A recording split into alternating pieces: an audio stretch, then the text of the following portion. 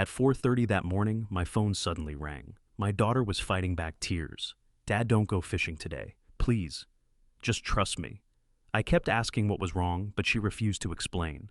The only thing she admitted was that the night before she had overheard her husband talking about the company boat before abruptly hanging up. Even though none of it made sense, I decided to stay home. A few hours later, my phone rang again. This time, it was the police. After hearing just a few words from the officer, I finally understood why my daughter had desperately begged me not to go fishing. I'm so grateful you're here with me today on Revenge Dad. Before we go further, tell me in the comments, what city or country are you watching from? I read every single one. This story contains some fictional elements crafted for entertainment and educational value. Any resemblance to names or places is coincidental, but everything this story means to say, it means completely. I had my fishing jacket half on when the phone rang. It was 4:32 in the morning, and the only light in my house came from the kitchen lamp I had left burning the night before. I'd been looking forward to this trip for 3 weeks. Lake Castaic at sunrise coffee from a thermos, nothing but the sound of water, and whatever story Frank Delano decided to tell for the 4th time. At 67 years old, that kind of morning felt like medicine. I almost didn't answer. Almost. Diane. Her name came out rough with sleep. "What's wrong?" My daughter's voice was barely above a whisper, and that alone was enough to make my chest tighten. Diane didn't whisper. She laughed too loud at her own jokes and argued about football teams she didn't actually follow. Whispering wasn't her. "Dad," she stopped, started again. "I need you to listen to me very carefully. Please don't get on that boat today." I set my thermos down on the kitchen counter. "What are you talking about? It's 4 in the morning. I know what time it is." Her breath came in short, uneven bursts like she'd been crying before she called and was trying to hold herself together long enough to get the words out. "Last night I couldn't sleep, and around 2, I heard Marcus's voice downstairs. He was in his office with the door half shut. I stood in the hallway and I listened. Marcus Holt, my son-in-law. 8 years ago, he had walked into my office as a commercial real estate consultant, with a firm handshake and a 5-year plan written out on a yellow legal pad. I had liked him immediately, which was not something I said lightly. I had promoted him to Executive Vice President of Grayson Pacific Construction 3 years later, and I had given him access to accounts and decisions that most men had to spend entire careers earning. I thought I knew him. "What did he say?" I asked. "He was talking to someone. I couldn't hear the other person, just Marcus." Diane's voice cracked. "He said, Dad, he said, before noon, everything will be taken care of." And then he mentioned the boat, the company boat. He said it by name, Dad. He said Marina del Rey. My hand gripped the phone tighter. "Are you sure that's what you heard?" "Oh, I have been standing in this hallway, replaying it in my head for 2 hours. Her voice broke completely then, and I could hear her fighting back tears, the wet sound of someone trying to keep themselves from falling apart. "I don't have proof. I don't have anything except what I heard and the fact that my hands have not stopped shaking since. But Dad, please, please don't go." I walked to the window and looked out at Hancock Park in the dark. The street was empty, the neighbor's oak tree throwing long shadows across the lawn. A city like Los Angeles never truly went quiet, but at 4 in the morning, it got close enough that you could hear yourself think.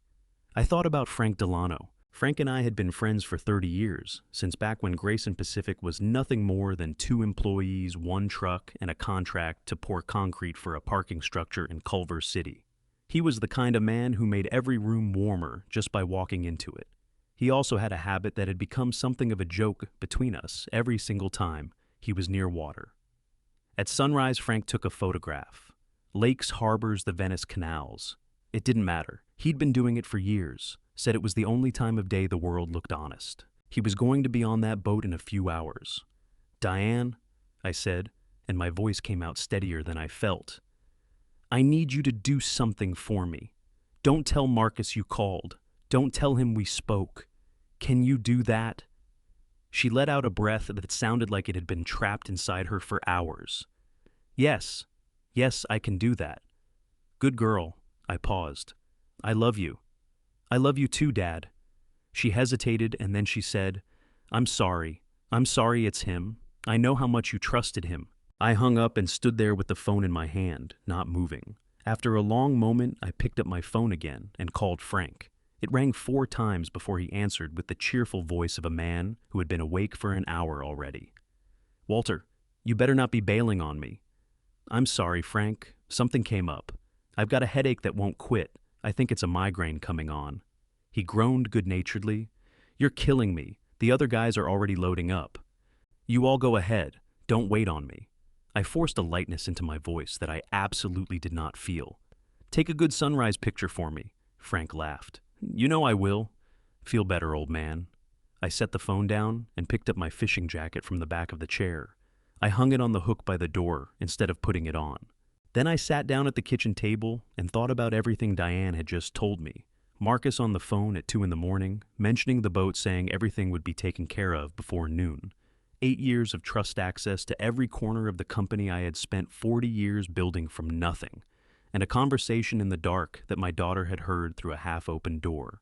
I had been in construction long enough to know that the most dangerous cracks were never the ones you could see. They were the ones hiding inside the walls, invisible until the whole structure came down. At 5:15, I did something I hadn't done in 37 years of running this company. I called my assistant and told her I wouldn't be coming in. Then I got in my car and drove towards Century City, not through the main entrance but around the back through the service road that connected to the parking structure on the west side. The entrance almost nobody used anymore. The one only I still remembered. Whatever Marcus was planning, I needed to see it before he had the chance to hide it. The service elevator smelled like concrete dust and motor oil, the same way it had smelled since the day we moved into this building 18 years ago. I had always found that smell oddly reassuring. It reminded me that everything I had built started with something raw and unglamorous. That morning, riding up to the 18th floor alone in the dark, it just made my stomach turn. I stepped out into the corridor at 5:41. The office was empty. The cleaning crew had already come and gone, and the only sound was the low hum of the HVAC system and the distant pulse of Los Angeles waking up 20 floors below. I walked past the reception desk without turning on the main lights, navigating by the blue glow of the emergency exit signs and the pale gray light beginning to push through the floor-to-ceiling windows on the east side. My office was at the far end of the hall. I unlocked it with the physical key I kept on my personal ring, not the key card, which would have logged my entry time in the building's access system. I wasn't ready to leave a trail yet.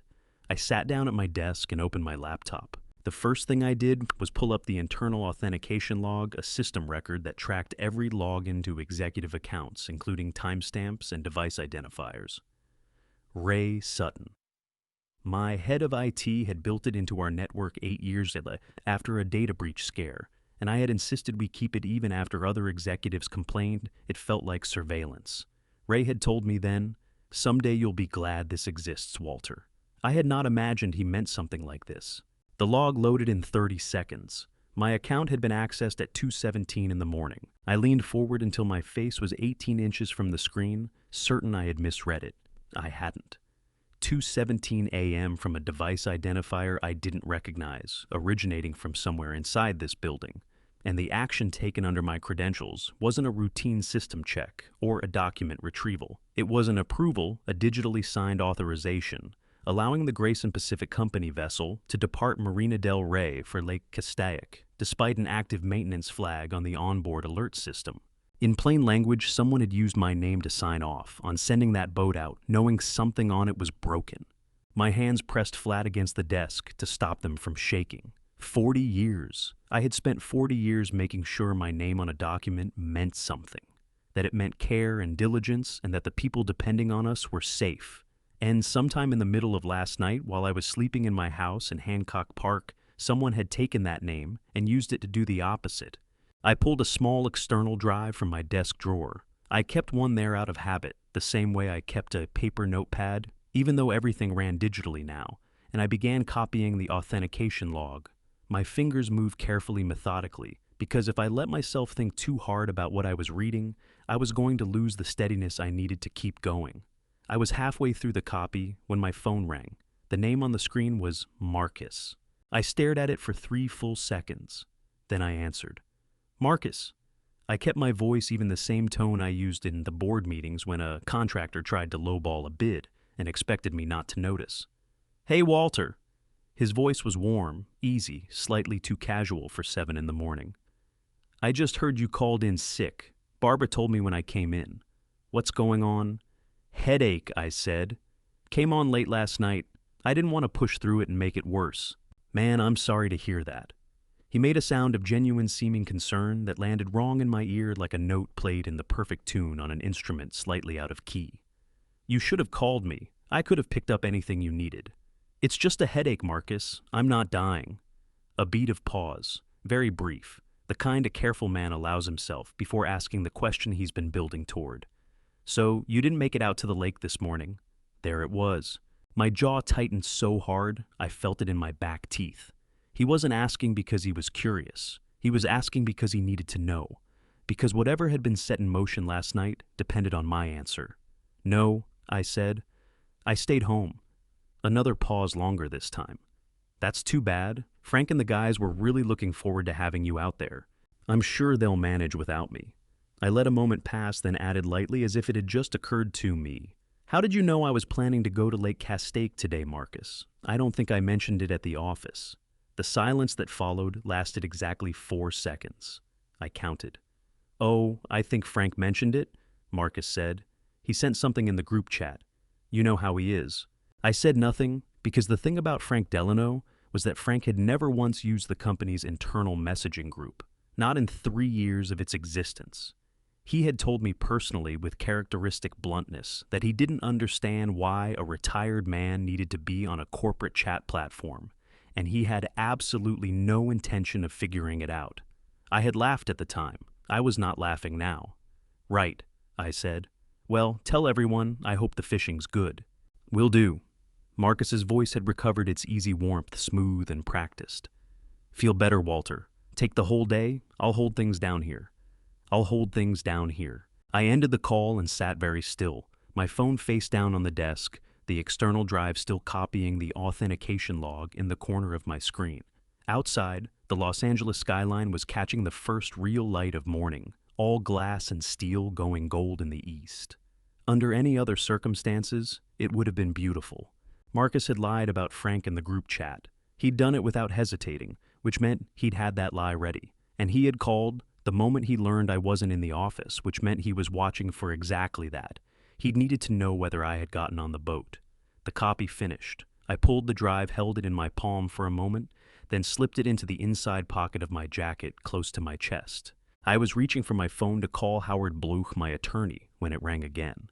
This time the number was one I didn't recognize, an LA area code, but not a contact in my phone. I answered anyway. Mr. Grayson. The voice was a woman's. Measured professional with the particular flatness of someone trained to deliver bad news without letting emotion carry it. This is Detective Nora Chen with the LAPD. I'm calling about an incident this morning on Lake Castaic involving a vessel registered to Grayson Pacific Construction. I need you to come in, sir. We have some questions and I want to be straightforward with you. The documentation we've pulled so far has your name on it. The drive sat heavy against my ribs. I'll be there in 30 minutes, I said. The LAPD Pacific Division, station on Culver Boulevard, was a low concrete building that looked like it had been designed by someone who believed function and comfort were mutually exclusive. I had driven past it 100 times over the years without ever going inside. I pulled into the visitor lot at 7:48, turned off the engine, and sat there for a moment with both hands on the steering wheel. The drive from the external hard had been a straight shot down the 10 freeway, 15 minutes in early morning traffic. The whole way I kept one hand on the inside pocket of my jacket, feeling the edge of the drive through the fabric. It was a small thing barely larger than a pack of gum, but it was the only solid piece of ground I had to stand on, and I was not going to let it out of my reach. I got out of the car and walked toward the entrance. Marcus was standing just inside the lobby. My feet almost stopped moving. Almost. I caught myself and kept walking, because the worst thing I could do right now was let him see that his presence here surprised me, but my heart was slamming against my ribs with a force that made it hard to breathe evenly. He was wearing a charcoal blazer over a dark shirt, his hair combed, his expression arranged into something that looked exactly like worry. He had gotten here before me.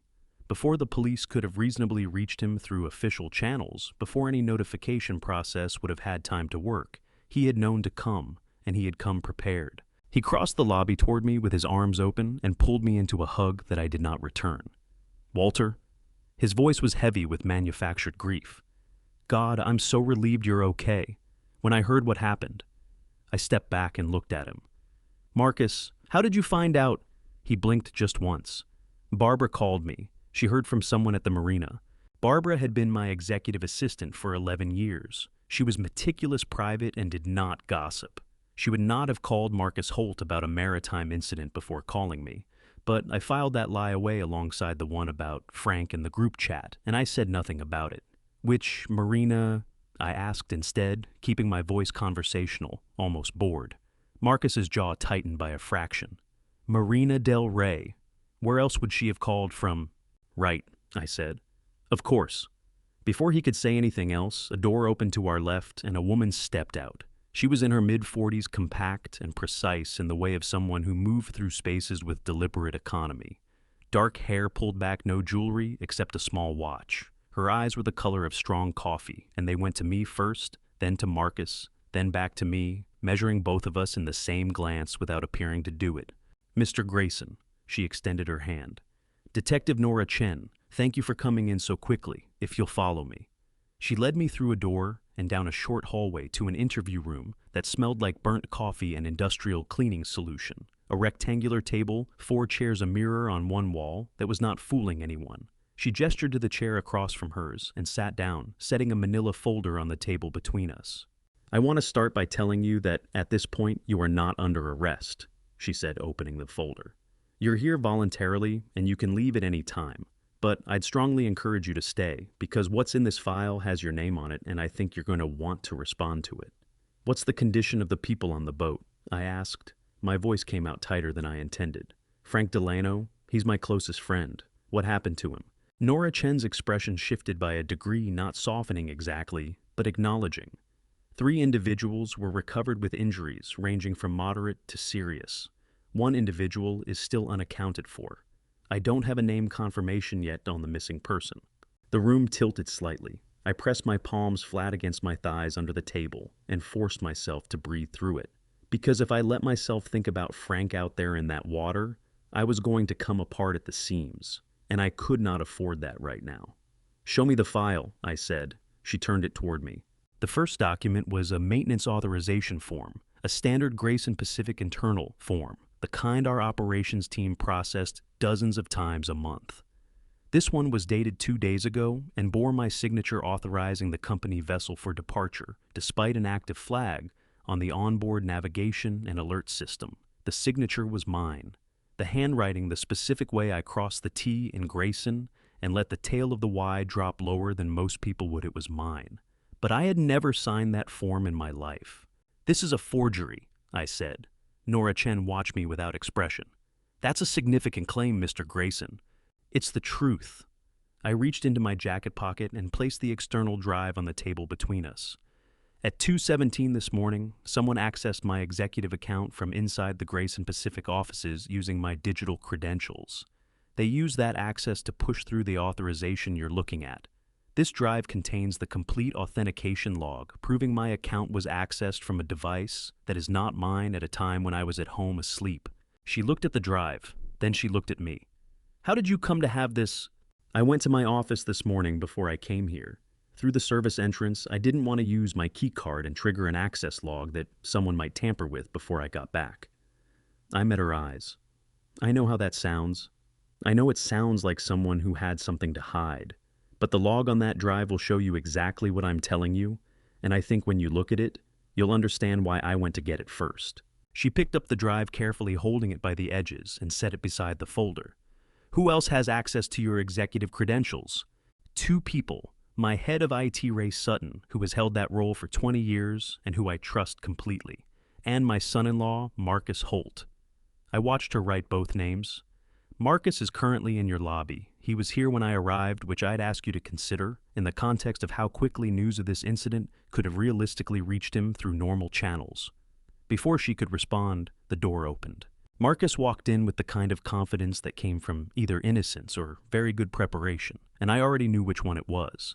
Behind him was a man I recognized as Davis Pruitt, one of the partners at the firm Grayson Pacific, kept on corporate retainer. The fact that Marcus had arrived with legal representation told me more than anything else he could have said. Detective, Marcus's voice was concerned, cooperative, dripping with the particular warmth of a man performing trustworthiness for an audience. I want to help however I can. This whole situation is devastating. He glanced at me with an expression that managed to communicate both affection and worry. Walter, I just want you to know, whatever we need to do to get this sorted out, I'm with you. I looked at my son-in-law, the man I had promoted, trusted, given keys to every room in a company I had built with my own hands, and something in my chest that had been grief started very quietly to become something else. I know you are Marcus, I said. Nora Chen was watching us both with those dark measuring eyes. Mr. Holt, she said, I'm going to need a few minutes alone with Mr. Grayson first, if you'll wait outside. Marcus smiled graciously and withdrew. The moment the door closed, I turned back to Detective Chen. My voice dropped low. He knew I wasn't on that boat before he had any reasonable way of knowing. He lied about how he found out twice in the last hour with 2 different stories. And his digital signature is the one my system log will show, accessing my credentials at 2:17 this morning. I leaned forward. I don't know exactly what he did to that boat, but I know he did something, and I know that drive is going to start proving it. Nora Chen picked up her pen. For the first time since I'd walked in, something in her expression shifted from careful neutrality towards something that might eventually become belief. Tell me everything, she said. From the beginning. I spent the next hour and 20 minutes in that interview room, telling Nora Chen everything. Not everything I suspected, everything I knew. The phone call from Diane at 4:30 in the morning, the service entrance, the authentication log, the device identifier that traced back to somewhere inside my own building. The 2 lies Marcus had told me within an hour of each other, small enough to seem like nothing if you weren't paying attention, large enough to be catastrophic if you were.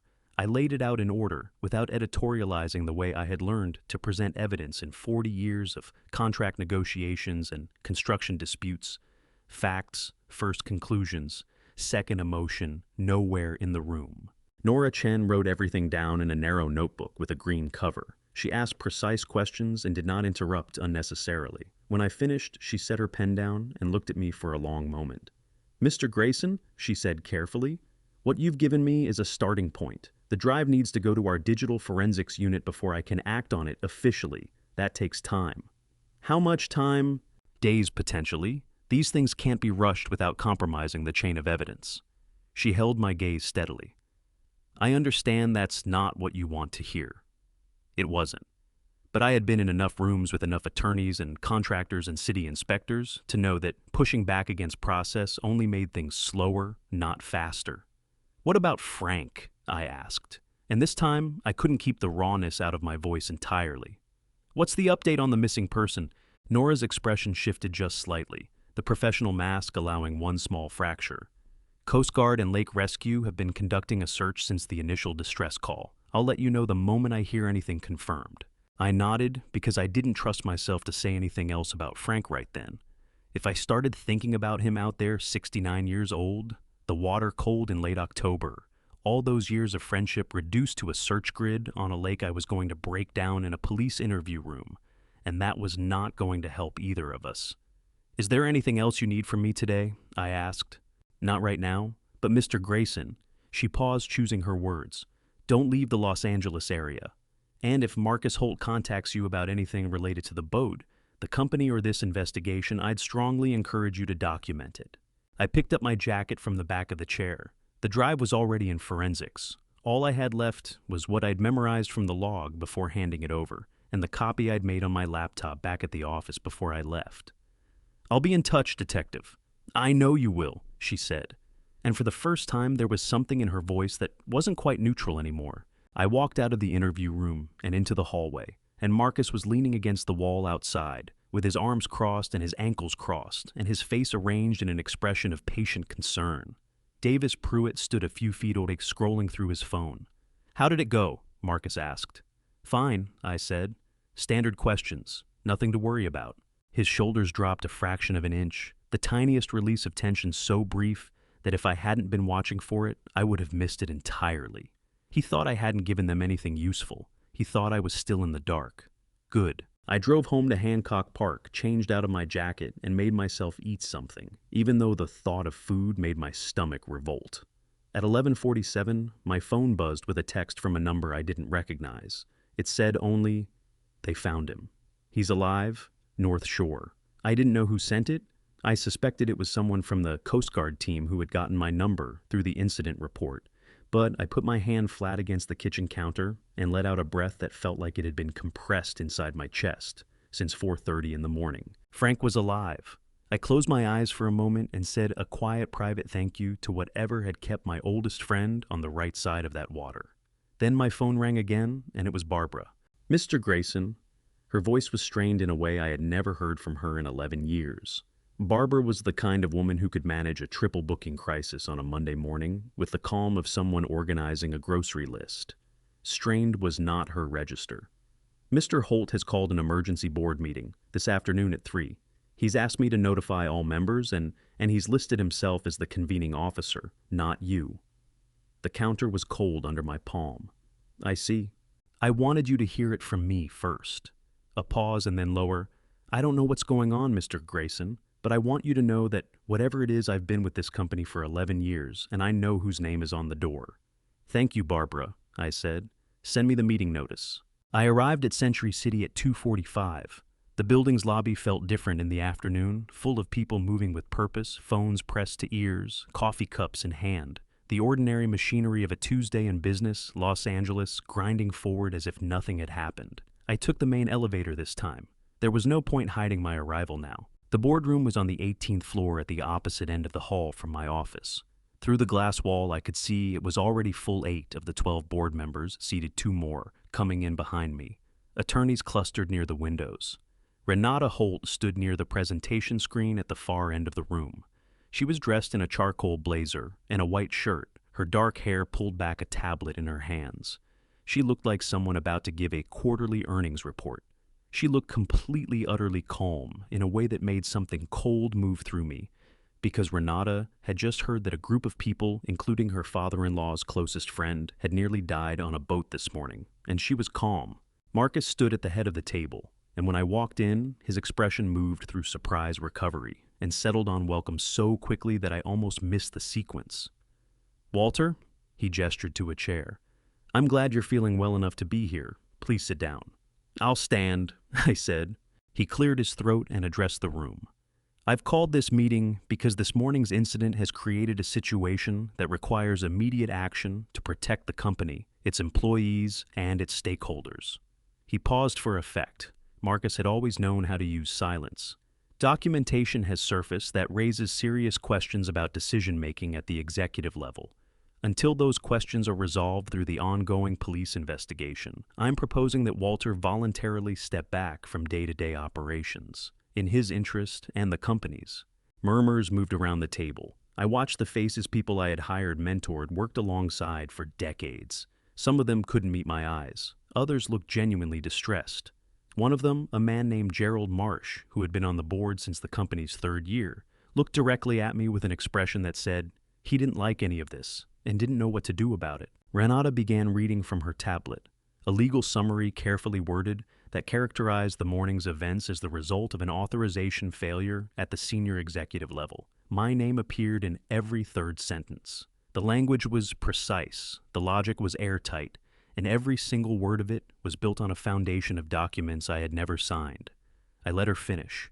Then I looked around the table at every face in that room one by one, and I spoke in the same voice I had used for 40 years when a deal was going sideways, and the only thing that would stop it was steadiness. "I hear what's being proposed," I said, "and I want this board to know that I have already provided Detective Nora Chen at LAPD with evidence that I believe will clarify the origin of those documents very quickly." I let that land. In the interest of allowing that process to proceed without the appearance of interference, I will agree to step back from daily operations temporarily, not because I accept what's been implied here today, but because I built this company on the principle that the truth does not need to be protected, it needs room to be found. The room was very quiet. Marcus was watching me with an expression I couldn't quite read, something between relief and a new sharper wariness. He had gotten what he asked for, but I had not given it to him the way he expected, and somewhere behind those careful eyes, I could see him trying to figure out what that meant. It meant I was not finished, not even close. I picked up my jacket from the back of the chair I hadn't sat in, nodded to Gerald Marsh, and walked out of the boardroom. In the elevator going down, I called Howard Bleich. "Howard," I said the moment he answered, "cancel whatever you have tomorrow morning. I need you and an independent auditor in your office at 7 a.m. We need to follow $4 million, and I need it done before Thursday." I was sitting at my kitchen table at 9:58 when I heard the knock. Not the doorbell, the knock. 3 quick taps, soft and deliberate, the kind you use when you don't want anyone else to hear you arriving. I had known that knock for 32 years, since Diane was a little girl, sneaking downstairs after bedtime to ask if she could sleep on the couch because her room felt too quiet. It was the knock of someone who needed to be somewhere without the rest of the world knowing about it. I got up and opened the door. My daughter looked like she had aged 5 years since 4:30 that morning. Her eyes were swollen, the skin beneath them, bruised looking and raw the way skin gets when someone has been crying on and off all day and trying to hide it in between. She was still wearing the same clothes she'd had on when she called me a gray sweater and jeans, her hair pulled back in a way that suggested she had done it quickly and not looked in a mirror. She was holding her car keys so tightly in her right hand that her knuckles had gone white. "Come in," I said. She stepped inside and I closed the door behind her, and the moment the latch clicked, she pressed the back of her hand against her mouth, and the tears she'd been holding back all day broke through completely. Her shoulders shook. She made a sound that was almost silent, the kind of crying that happens when someone has been trying to hold it together for too long, and finally can't anymore, the sound of pure exhaustion giving way. I put my arms around her and held on. "I'm okay," I said into her hair, even though we both knew I was saying it for her, not for me. "I'm okay, sweetheart. I'm right here." She cried for a long time. I didn't rush her. I stood in my own kitchen at 10 o'clock on a Saturday night and held my daughter and let her fall apart because she had earned it. She had spent 16 hours carrying something that would have buckled most people, and she had carried it alone, and she deserved to put it down for a minute. When she finally pulled back, her face was a wreck, red and wet and exhausted, and she wiped at her cheeks with the sleeve of her sweater and let out a breath that seemed to come from somewhere very deep. "Frank," she said. He's alive," I said. "He's at Cedars-Sinai. He's hurt, but he's alive." The relief that moved across her face was so total, it looked almost like pain. She pressed both hands over her mouth this time, eyes closing, shoulders dropping, and a sound came out from behind her hands that was somewhere between a sob and a laugh, and something I didn't have a name for. "Oh, thank God," she whispered. "Oh, thank God." I guided her to the kitchen table and put the kettle on, because 40 years of living had taught me that hot tea was not a solution to anything, but it gave your hands something to do and your body something to focus on. That wasn't the worst thing in the room. She sat down and wrapped both hands around the mug I put in front of her, and after a moment, she looked up at me. "Dad," she said, "there's something else I need to tell you, something I should have told you this morning, but I wasn't sure. And then today I watched her all day, and now I'm sure." I sat down across from her. "Tell me." Diane took a breath. Renata knew, not just in the way that a wife suspects something and looks the other way. She knew. She's been involved. Her voice was steady now, steadier than I expected, like the crying had cleared something out and left something harder underneath. "For months now, I've noticed her going into Marcus's office late at night. Not their home office, his work office when he brings his laptop home. She goes in after he's asleep and she's on his computer for an hour, sometimes longer. I asked her about it once back in the spring. She said she was helping him prepare a presentation." Diane's jaw tightened. I believed her. I didn't want to not believe her. She's been my sister-in-law for 6 years. I kept my face still. "Go on." "Today, after everything happened, after the police called Marcus after the board meeting, all of it, I watched her dad. Most people, when something like this happens, when people they know are hurt and their family is in the middle of it, they're scared, they're upset, they ask questions." Diane pressed her mug down on the table hard enough that the tea sloshed.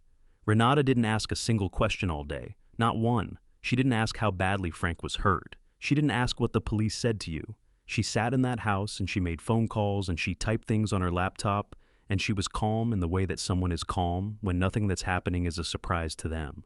The kettle on the stove ticked as it cooled. Outside, a car moved slowly down the street, its headlights sweeping briefly across the kitchen window. I thought about Renata Holt, 35 years old, Georgetown Law, 6 years as Grayson Pacific's Director of Legal Affairs before Marcus brought her in-house. She had access to every legal document, every compliance record, every piece of paper that touched the company's regulatory standing. She had been in that boardroom today holding a tablet and reading a summary that had been constructed from forged documents, reading it with the fluency of someone who had written it. Of course she had written it. Who else in that company had the legal expertise to make forgeries that clean? She's the one who created the paperwork. I said. It wasn't a question. Diane flinched like hearing it said out loud was different from thinking it. I think so. I think she's been doing it for a long time. And, Dad, she stopped, swallowed. Her brother, Renata's younger brother Daniel, he works in business law. He has a small firm in Burbank. She talks about him sometimes, about how much work she sends his way. Her eyes met mine. I don't know what that means. I just know it felt wrong when I thought about it today, and I don't know what to do with wrong feelings anymore, so I'm telling you everything. I reached across the table and put my hand over hers. Her fingers were still cold from the drive over, and she turned her hand over and held on. You did the right thing, I said, both times, this morning and now. I'm so sorry, Dad. Her voice cracked again differently this time, not with exhaustion, but with something sharper, guiltier. I married him. I brought him into this family. I brought him into your company. If I had seen it sooner— Stop! I squeezed her hand. You are not responsible for who Marcus Holt turned out to be. You hear me? That is not yours to carry. Her eyes filled again. She didn't argue, but she didn't look like she believed me either, and I understood that some things you have to say even when you know they'll take time to land. I said it anyway because it was true and because she needed to hear it from me more than she needed it to be fixed right now. We sat there for a while after that, the two of us at the kitchen table where she had done homework as a teenager, and where I had eaten breakfast alone for the better part of 4 years since her mother died. The house was quiet around us in the way that houses are quiet when something large has happened inside them. Not empty, but changed. What are you going to do? She asked finally. I'm going to find out where the money went, I said, and I'm going to find every piece of evidence they left behind. And then I'm going to walk back into that building and make sure everyone in it understands exactly what happened here. Diane looked at me for a long moment. Then very quietly she said, Don't let them win, Dad. I don't intend to, I said. After she left, I stood at the kitchen sink and looked out at the backyard in the dark. The lemon tree my wife had planted in the corner was just a silhouette now, its shape familiar even without light. I had built Grayson Pacific from nothing, and I had trusted the wrong people, and my best friend was lying in a hospital bed because of decisions made in the dark while I was sleeping. But I was still standing, and tomorrow morning I was going to Ray Sutton's house. Ray Sutton lived in a pale yellow house on a quiet street in Culver City, 6 blocks from a park where he walked his dog every morning at 6:15 and again at 8:30. Rain or shine, with the regularity of a man who believed that structure was not a constraint, but a kindness you gave yourself. I knew his schedule because I had known him for 20 years, and in 20 years I had learned that Ray Sutton was a man made entirely of careful habits and quiet loyalties.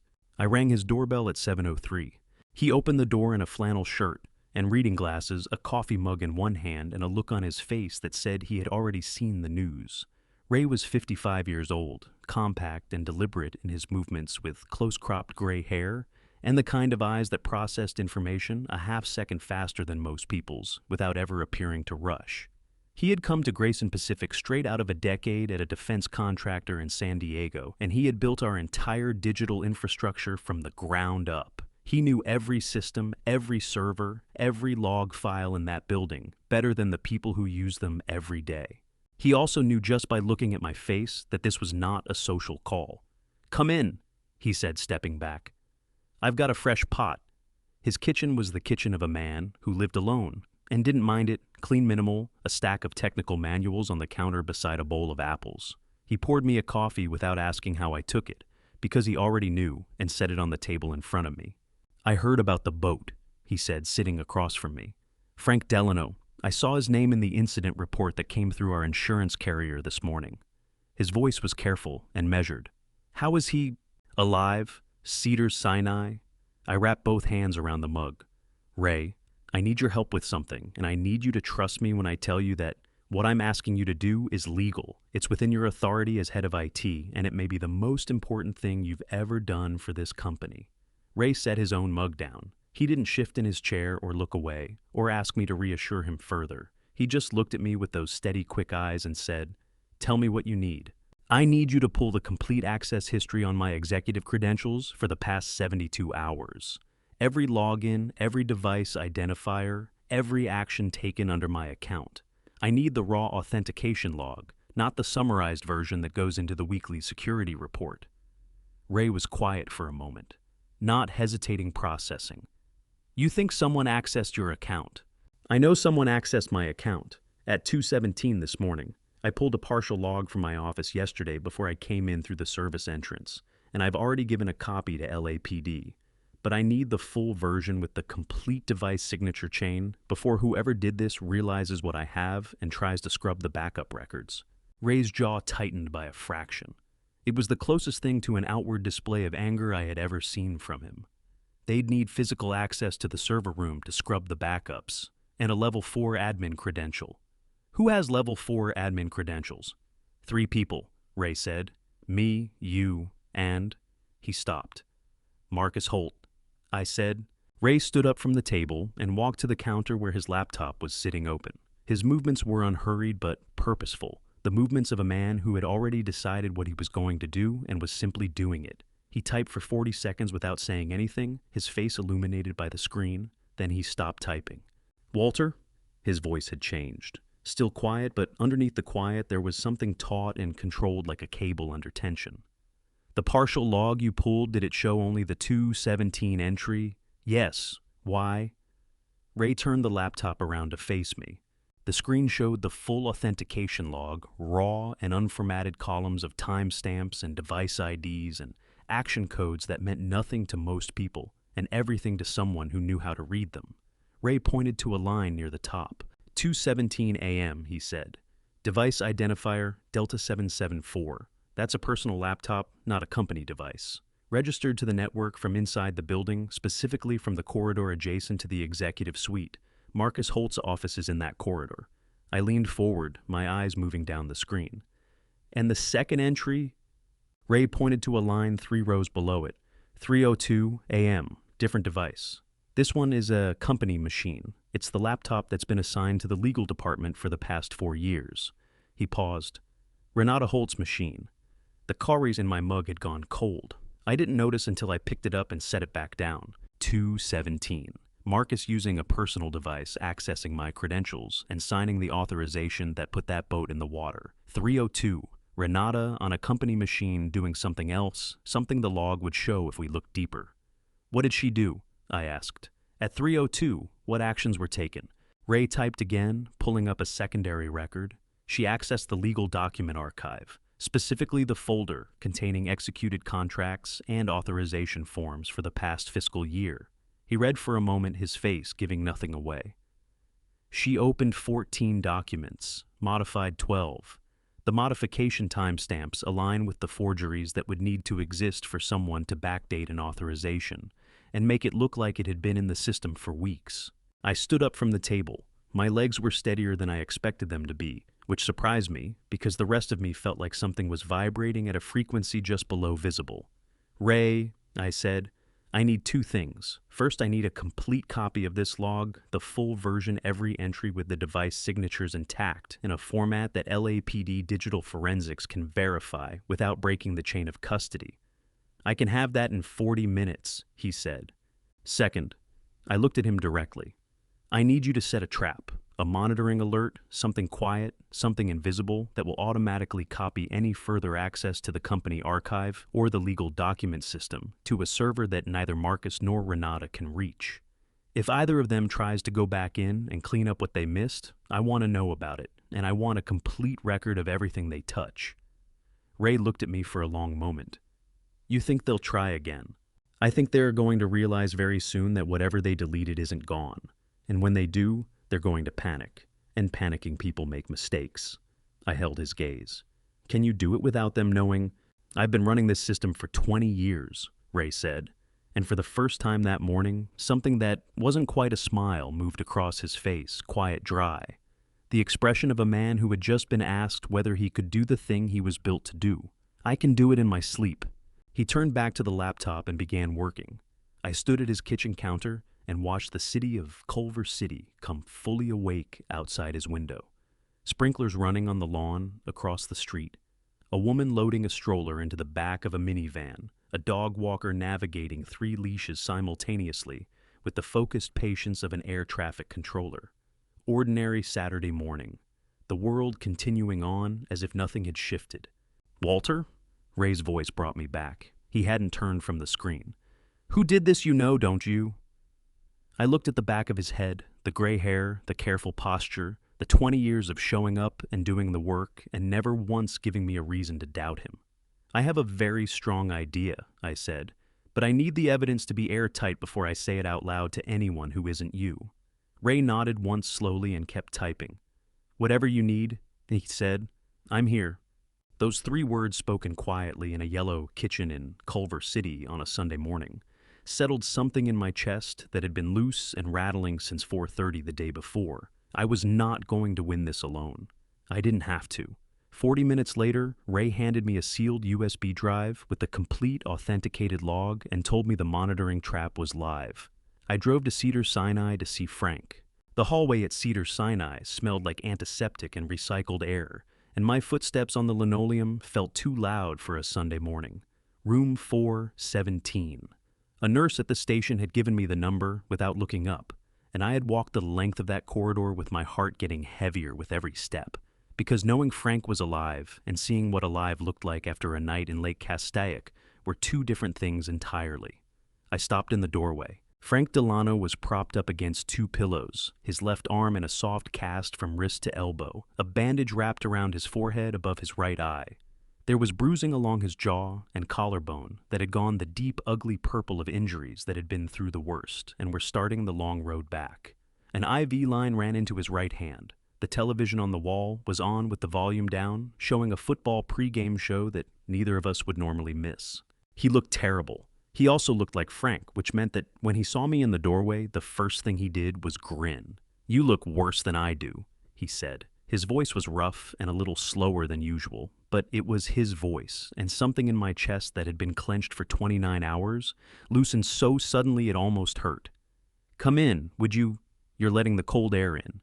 I crossed the room and pulled the chair close to his bed and sat down. I wanted to say something that covered 30 years of friendship, and the fact that he had nearly drowned in a lake because of a plan built around my name, but my throat closed on every version of it. Frank watched my face.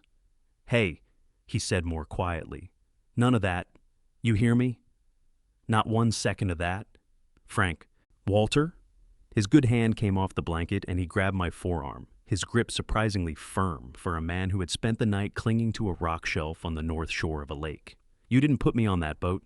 Whatever is happening, you did not do this. So you can let that face go because I've known you for 30 years, and I know exactly what that face means, and I'm not having it." My eyes burned. I pressed my hand over his and held on for a moment, and I did not trust myself to speak, so I didn't try. After a moment, Frank shifted against his pillows, and his expression changed sharper, more focused. "I need to tell you something. Before you say anything else, I need to tell you what I saw. Tell me." Before we left the marina yesterday morning, I went to the bow to take my sunrise shot. He said it matter-of-factly, because it was a fact Frank had photographed every sunrise near water for 11 years, ever since his wife passed, and he started filling mornings with small rituals that gave the day a shape. There was a black SUV parked near the maintenance gate. I didn't think much of it, figured it was an early crew, but there was a man walking away from the technical area toward the lot, dark jacket cap pulled down. Frank paused. The way he moved Walter. "I've seen that walk for 8 years in your conference rooms." My jaw tightened. "You're sure?" "I'm not sure of anything at this distance and with whatever they gave me for pain last night." Frank's eyes were direct and clear. "But I took the photo, and the photo got the tail end of that SUV, rear quarter panel, and the plate." He picked up his phone from the bedside table with his good hand wincing as he shifted his weight and turned it toward me. A sunrise photograph, Lake Castaic, going pink and gold above the waterline, the kind of shot that belonged in a calendar. And in the lower right corner, slightly out of focus, but legible, the rear of a dark SUV and a California license plate. My hand was not entirely steady when I took the phone and photographed the screen with my own. "I'm sending this to Detective Chen right now," I said. "Good. Frank settled back against his pillows. You going to tell me what's actually going on? I looked at my oldest friend, bruised and bandaged, and still sharp enough to hand me the thing I needed most, and I told him the truth. Not everything, not the parts that were still incomplete, but enough. Marcus. The authentication log. The $4 million I hadn't traced yet. Renata. Frank listened without interrupting, which was unusual for him, and when I finished, he was quiet for a moment, in the way of someone rearranging what they thought they knew. Marcus Holt, he said finally, and his voice carried something that wasn't quite anger and wasn't quite sorrow, but lived right in the space between them. I always thought that boy smiled too fast. Despite everything, I almost laughed. I stayed another 20 minutes. When I stood to leave, Frank pointed at me with one bandaged finger. Find what you need to find, he said. And Walter, whatever you're planning for when you have it, make sure it happens somewhere with witnesses. I squeezed his shoulder carefully, mindful of the bruising, and walked back down that long corridor toward the elevator. Nora Chen texted back 11 minutes after I sent her the photograph. 4 words. Running the plate now. Howard Blake had been my attorney for 23 years, and in that time, I had called him with problems ranging from a contractor dispute over a poured foundation in Inglewood to a wrongful termination claim that could have cost us $11 million. He had handled all of it with the same quality, thorough, unhurried, and constitutionally incapable of panic. When I had called him from the elevator on Saturday afternoon and told him I needed him and an independent auditor at 7 a.m., Monday he had said, I'll have Patricia Odom there. She's the best forensic accountant in Los Angeles, and she owes me a favor. Then he had hung up. Patricia Odom turned out to be a small, precise woman in her early 60s with silver hair cut short and reading glasses on a beaded chain around her neck. She had a leather briefcase that looked older than some of my employees, and a manner that suggested she had seen every variety of financial wrongdoing that human creativity could produce and was no longer surprised by any of it. She shook my hand with a firm, dry grip and said, Mr. Grayson, Mr. Bleak has given me the parameters. Let's get started. Howard's conference room on the 14th floor of a building on Wilshire Boulevard had a long table and good light, and a whiteboard that Patricia immediately claimed for her own. She uncapped a marker and looked at me. Walk me through the payments, she said. Every detail you have. Don't edit. Don't decide what's relevant. Give me everything and let me sort it. I told her everything I had found over the past weeks, the 3 vendor names I didn't recognize, the payment amounts, the dates, the fact that Marcus had provided explanations that satisfied on the surface but dissolved when you pressed them. Patricia wrote as I talked, filling the whiteboard with columns of numbers and arrows and question marks, her handwriting, small and rapid and completely legible. When I finished, she was quiet for 30 seconds studying the board. 3 vendors, she said. Combined payments of just under $4 million over 14 months, all approved at the EVP level. She circled something. Do you have the vendor registration documents? I requested them from Marcus twice, I said. Both times he said they were being processed. Patricia made a sound that was not quite a laugh. Of course he did. She turned to her laptop and began typing. I'm going to run these entity names through the California Secretary of State database, the Nevada Corporate Registry, and 2 commercial databases we use for ownership tracing. Give me 20 minutes. Howard poured coffee. I stood at the window and watched Wilshire Boulevard fill up with Monday morning's traffic, the ordinary and different machinery of a city that did not know or care what was happening in this conference room.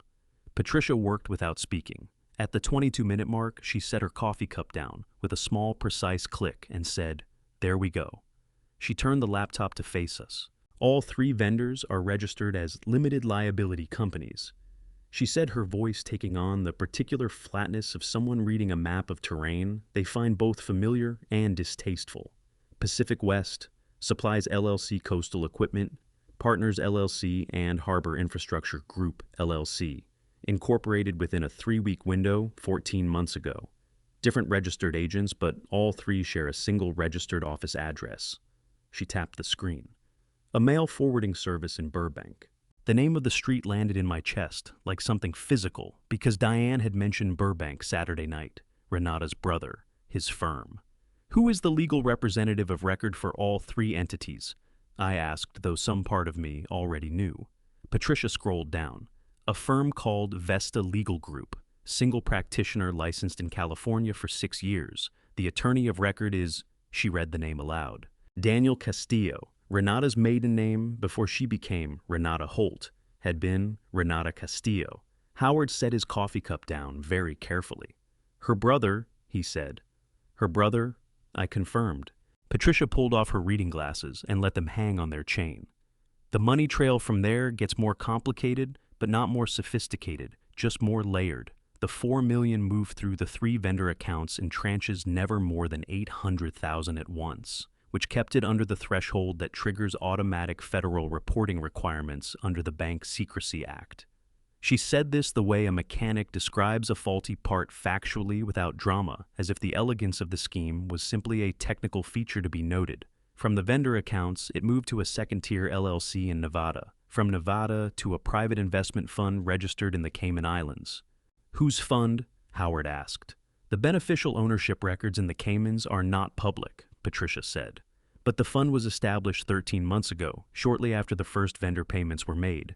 And the authorized signatory on the fund's establishment documents, she turned the laptop another inch toward us, is Marcus Holt. Howard exhaled slowly through his nose. I walked back to the table and sat down because my legs had decided they were done being cooperative. $4 million moved through 3 shell companies and a brother-in-law's law firm and a Nevada holding entity and an offshore fund over 14 months right underneath my nose, approved in increments small enough to avoid federal flags, orchestrated by a man I had given an office 12 feet from mine and trusted with decisions that affected every person who worked for me. And then when my internal audit had started getting close to uncovering it, when Marcus had realized that the questions I was asking were getting too specific to deflect much longer, he had decided that the cleanest solution was not to cover it better. It was to get rid of me entirely. Patricia, I said, what would you need to make this trail legally presentable, admissible quality documentation that law enforcement and a prosecutor could use? She put her glasses back on and looked at the whiteboard. I have most of what I need already.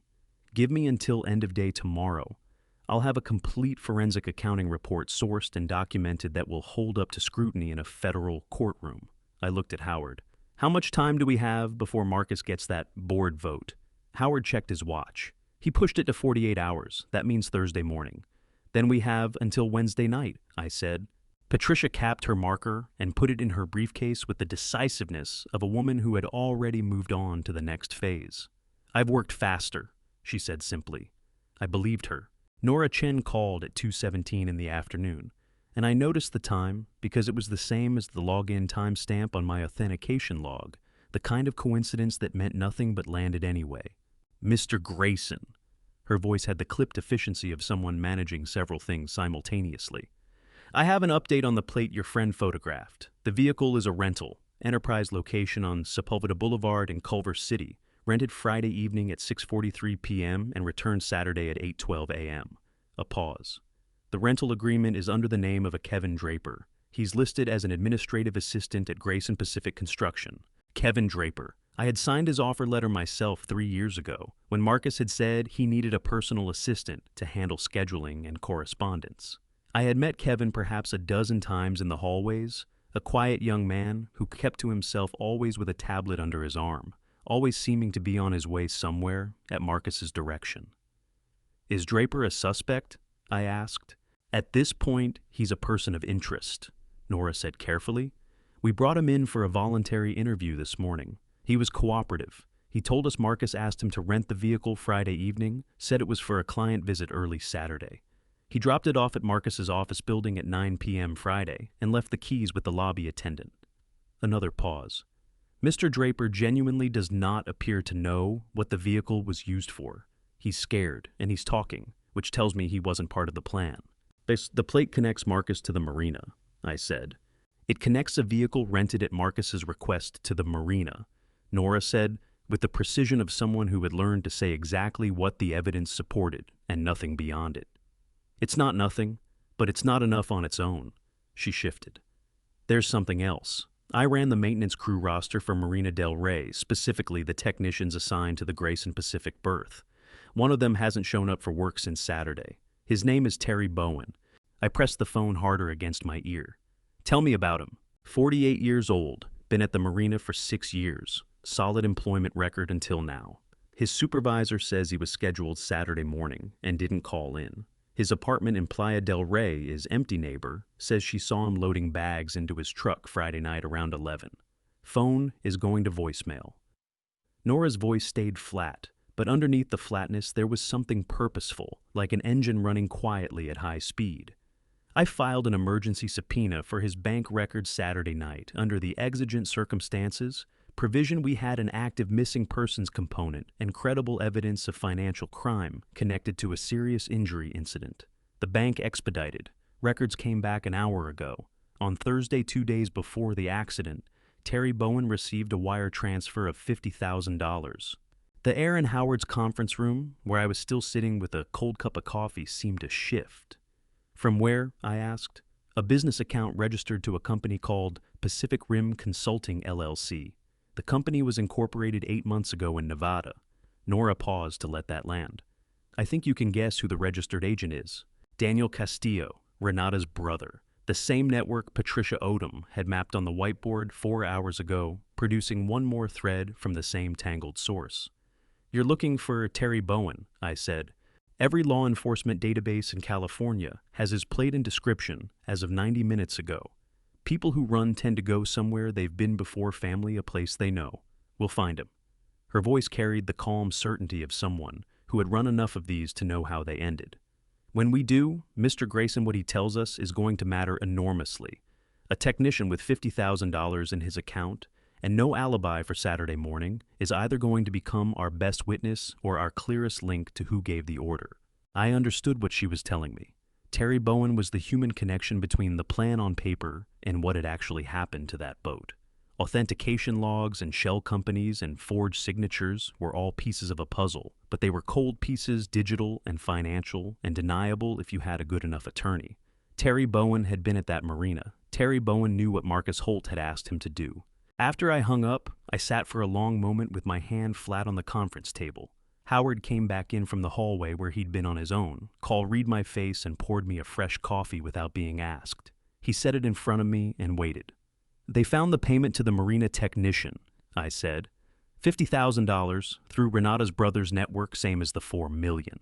Howard pulled out his chair and sat down heavily. For a man who had spent 23 years being professionally unshakable, he looked for just a moment, genuinely shaken. They used the same pipeline, he said, to pay for the equipment fraud and to buy the man at the dock. One system, I said. Marcus built one system and used it for everything. The vendor payments, the bribe to Terry Bowen, probably the legal documents Renata created. All of it running through entities her brother controlled, which means if anyone ever started pulling threads, it would look like a family conspiracy rather than a conspiracy against me. I picked up the coffee and held it without drinking. It was smart. If the audit hadn't been already running, if Diane hadn't called me Saturday morning, if Frank hadn't taken that photograph, it might have worked. But it didn't, Howard said. It didn't, I agreed. My phone buzzed on the table. A text from Nora Chen. 4 words found him. Bakersfield. Tonight. I looked at the message for a long moment. Terry Bowen pulled over or tracked to a motel room somewhere off the 99 freeway, 110 miles from the marina, where he had spent Thursday night doing something to a boat that had nearly killed 4 people. Whatever he knew, whatever Marcus had said to him, whatever he had seen and done and been paid to keep quiet about it, was all sitting in a motel room in Bakersfield, waiting for Nora Chen to walk through the door. I typed back 2 words. Tell me everything. She replied immediately. Tomorrow, let me work. I put the phone in my pocket, looked at Howard and said, I need you to clear your morning. Howard Bleish, 23 years. My attorney looked back at me with the expression of a man who had already known that before I said it. I'll bring coffee, he said. Outside on Wilshire, the afternoon had gone golden, the way only a Los Angeles autumn afternoon can, that particular quality of light that made everything look slightly more significant than it was, as if the city itself understood that something was building toward a point. I had until Thursday morning, and now I had Terry Bowen. Before I tell you what Terry Bowen confessed and what he revealed about what Marcus did alone in the dark that night, comment the number 10 right now so I know you're still here with me. A note before we continue the story ahead contains some fictional elements shaped for educational and entertainment purposes. If that's not something you'd like to hear, this is a good place to step away, no judgment at all. Nora Chen called at 8:47 Tuesday morning, and she did not start with pleasantries. "He talked," she said. "All of it. I need you to hear this, Mr. Grayson, because some of what he told us changes the shape of what we're dealing with." I was standing in my kitchen in Hancock Park, still in the clothes I had put on an hour ago, a cup of coffee going cold on the counter beside me. I had not slept well. I had not slept well since Friday night, which felt like a different era. "Tell me," I said. Nora walked me through it methodically the way she did everything, no editorializing, no drama, just the sequence of facts in the order they mattered. Terry Bowen had been found Tuesday morning at a motel called the Valley Rest Inn on the outskirts of Bakersfield, registered under his own name, which Nora had noted, suggested either a profound lack of planning or a man so frightened that he had stopped thinking clearly. He had opened the door when she knocked because she suspected some part of him had been waiting for it. He was unshaven, red-eyed still, in the same clothes he'd been wearing when a neighbor saw him loading his truck Friday night. On the motel room table, there was an untouched fast food bag and a phone that had been turned face down. He had not asked for an attorney. Nora had read him his Miranda rights anyway. His right to remain silent, his right to legal counsel, his right to have an attorney appointed if he couldn't afford one. And when she finished, Terry Bowen had looked at her and said, "I don't want a lawyer. I want to tell someone what happened because I can't carry it anymore." Those were the words she quoted to me exactly. "I don't want a lawyer. I want to tell someone what happened because I can't carry it anymore." I pressed my free hand flat against the kitchen counter. Nora continued. 3 weeks before the accident, Marcus Holt had approached Terry at the marina, after hours when the other crew had gone home. Marcus had introduced himself as the senior executive responsible for the company's vessel's account. He had been friendly, specific, and calm. He had explained that Walter Grayson was planning to sell the company and that the sale would result in the immediate termination of all marina contracted maintenance staff. He told Terry that he was trying to prevent that outcome, but that he needed something in return. What he needed was simple, he said. A minor technical adjustment to the vessel's onboard alert system, the safety sensors that monitored the bilge pump and the engine temperature warnings. Not a failure, just a suppression. A setting that would cause the alerts to display as functional in the pre-departure check, but stop transmitting after the boat left the harbor. The boat would run normally for 45 minutes to an hour. Then the suppressed warnings would begin producing real consequences. A bilge pump that had been accumulating water since departure would reach a critical level. The engine temperature would spike, and the boat would need to be towed in. No one would be seriously hurt, Marcus assured him. It was an inconvenience, not a disaster, and for accepting that inconvenience on behalf of the people whose jobs he was protecting, Terry would receive $50,000 wired to his personal account. He believed him, Nora said, and her voice carried something that was not quite sympathy, but was adjacent to it, the recognition of a person who had been expertly manipulated by someone who knew exactly which levers to pull. Terry told me he thought about it for 2 days. Then he thought about his crew, the 6 guys who worked that dock with him, and he said yes. My jaw was tight enough to ache. I made myself breathe. "And then Marcus went back," I said. "Yes." Nora's voice shifted slightly. "This is the part I need you to prepare yourself for." Terry had finished the technical adjustment Thursday night and left the marina at midnight. He had done what Marcus asked, suppressed the sensors set the timing mechanism made sure the pre-departure check would show green across the board. He had driven home and spent Friday telling himself it was fine, it was minor, nobody was going to get seriously hurt. At 3:18 Saturday morning, Terry knew the time because he had checked his phone obsessively that night, unable to sleep. He had gotten a call from Marcus asking a single question. Was the maintenance bay locked? Terry had said, yes. The standard lock? The crew key. Marcus had said thank you and hung up. Saturday morning, when the news of the accident came through his phone, Terry had seen the words multiple casualties and Coast Guard rescue and 1 person missing, and he had walked to his truck, put it in drive, and pointed it north on the 5 freeway without a destination. "What did Marcus do when he went back?" I asked. My voice came out quieter than I intended. "We don't know exactly," Nora said. "Terry doesn't know. What we know is that what Marcus did in those 17 minutes turned a staged inconvenience into something that nearly killed 4 people. She paused. "We have a marine engineer reviewing the vessel's recovered components. We'll have a technical answer within 48 hours. But the intent, she stopped, then continued. Marcus Holt went back to that boat at 3 in the morning with a tool bag after paying someone else to make the first adjustment. Whatever he did it knowing your friend Frank Delano was going to be on that boat in 6 hours. The kitchen was very bright. Autumn morning in Los Angeles, all clean light and dry air, completely indifferent to what it was illuminating. I had trusted Marcus Holt. I had given him a title and an office and a seat at my table, and 8 years of my confidence, and he had looked at Frank Delano, a 69-year-old man who had been my friend since before Marcus was old enough to sign a contract, and decided that Frank's life was an acceptable cost for what Marcus needed. Mr. Grayson, Nora's voice was steady and direct. Terry Bowen has agreed to a full cooperation agreement. In exchange for his complete testimony and the surrender of all communications with Marcus Holt, text messages to, recorded phone calls that Terry made himself, because he was frightened and wanted something to protect him, the district attorney's office will recommend a reduced charge of criminal negligence with a suspended sentence and 200 hours of community service. I understood the mechanics of a cooperation agreement, a formal arrangement in which a witness or lower-level participant agrees to testify fully and truthfully against higher-level defendants in exchange for prosecutorial leniency. It was standard practice in complex criminal cases, and it was in this instance exactly the right call. The recorded calls, I said, do they have Marcus directly? One of them, Nora said, and I could hear in her voice the particular quality of a person who is about to say something significant and knows it. In the second call, made the Wednesday before the accident, Marcus lays out the entire plan. What happens if you get on the boat? What happens if you don't? Either way, the company was going to change hands before the end of the week. His words, not mine. She paused. I want you to hear the exact recording in that boardroom, Mr. Grayson, in front of everyone who trusted him. That's where it belongs.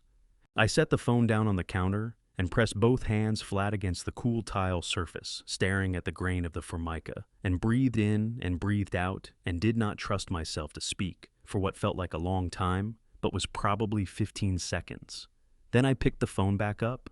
Nora, I said. My voice came out steady. I was proud of that. What do you need from me today? Nothing, she said. Today I need you to stay out of it and let me work. Tomorrow I need you to be ready. For what? For Thursday morning, she said. I've been doing this job for 19 years, Mr. Grayson. I know what a complete case looks like. We're almost there. After she hung up, I stood in my kitchen for a long time, looking at nothing in particular. Then I called Ray Sutton. Ray, I said when he answered. Has anyone tried to access the archive? Not yet, he said. But Walter, it's only Tuesday morning. I know, I said. Stay close to your system. The email from Marcus arrived at 11:23 Tuesday morning, routed through the company's official communications system, with the subject line, Emergency Board Session, Governance Action Required. Barbara forwarded it within 4 minutes, with a single line beneath it that said, Only, I thought you should see this immediately. I read it standing in Howard's office. 3 paragraphs of carefully constructed corporate language, the kind that sounds reasonable in isolation and becomes sinister only when you know what's underneath it. Marcus was requesting an emergency governance session for Thursday morning at 9 a.m., citing the ongoing investigation, executive leadership uncertainty, and the board's fiduciary duty to shareholders. The final paragraph noted he had already secured confirmation from 7 of the 12 board members. 7 of 12. A quorum. He had been working the phone since Saturday. 48 hours, Howard said, reading over my shoulder. He pulled off his glasses and set them on the desk. He's not giving you any room. He thinks he doesn't need to, I said. I called Patricia Odom immediately. She answered on the second ring. I saw the board notice, she said before I could speak. You'll have the full forensic report by Wednesday at 6 p.m. I'm working through the night if necessary. Airtight, I said. Not just accurate, the kind a federal prosecutor picks up and doesn't put down. Mr. Grayson? Her voice was dry and precise. That is the only kind I make. I spent the rest of Tuesday in the state of controlled urgency I recognized from the earliest years of building Grayson Pacific. Too many moving parts, not enough time, everything held together through sheer force of attention. Howard worked the legal architecture. Patricia worked the numbers. Ray monitored the system. Nora shaped Terry Bowen's evidence into something a prosecutor could stand behind. I did what I had always done. When a situation exceeded any single person's capacity, I trusted the people I had chosen and stayed out of their way. By 8 o'clock Tuesday evening, I was back in Hancock Park eating something I didn't taste at my kitchen table when my phone buzzed with a text from Ray. "She's in the system. Archive access. Starting now." I pushed the plate aside and called him immediately. He picked up before the first ring finished. 4 minutes. Ray said, his voice carrying the focused stillness of someone watching something through a scope. "Legal archive, subfolder for vendor contracts and authorization records, exactly where the shell company documentation would be filed." "She knows Terry talked," I said. "She must." I could hear rapid typing in the background. "She's moving fast, deletion commands, methodical, not panicking. She knows exactly what she's looking for." I walked to the kitchen window. The backyard was dark, the lemon tree a familiar silhouette against the night. I thought about Renata Holt alone in that office at midnight. Georgetown law, 6 years of legal expertise, the cold precision of someone who had been preparing for this possibility since the beginning. "Ray," I said, "tell me the trap is holding." "Every file she touches," he said, and I heard something in his voice that was the closest Ray Sutton ever came to satisfaction, "is being copied in real time to the isolated server. She's not deleting anything. She's creating a perfect time-stamped record of exactly what she's trying to hide and exactly how she's trying to hide it." A pause. "She has no idea." I pressed my forehead against the cool glass and closed my eyes. Renata believed she was performing an act of self-preservation. She was, in fact, writing the most detailed confession she could possibly have produced. Every file, opened, every deletion, command, entered, every folder, navigated, logged with her credentials. Her timestamp, her device signature replicated automatically to a server neither she nor Marcus could reach. The more thorough she was, the worse it would be for her. We stayed on the phone for 22 minutes. Ray narrated quietly. Folders accessed records, deleted 2 attempts to modify document metadata to change creation timestamps. She wanted the authorization records to appear, planted recently, not created 14 months ago. Then she hit a locked backup directory, paused 3 minutes, and cut her losses. At 12:34 a.m., her credentials logged out. 61 deletions, Ray said, 14 folder restructures, 2 metadata modification attempts. Another pause. "Walter, she tried to make it look like someone else planted those records last week." "Send me everything she touched," I said. "Back it up twice." "Already done. 3 copies here, the isolated server, and an encrypted cloud archive only you can access." A pause. "Get some sleep.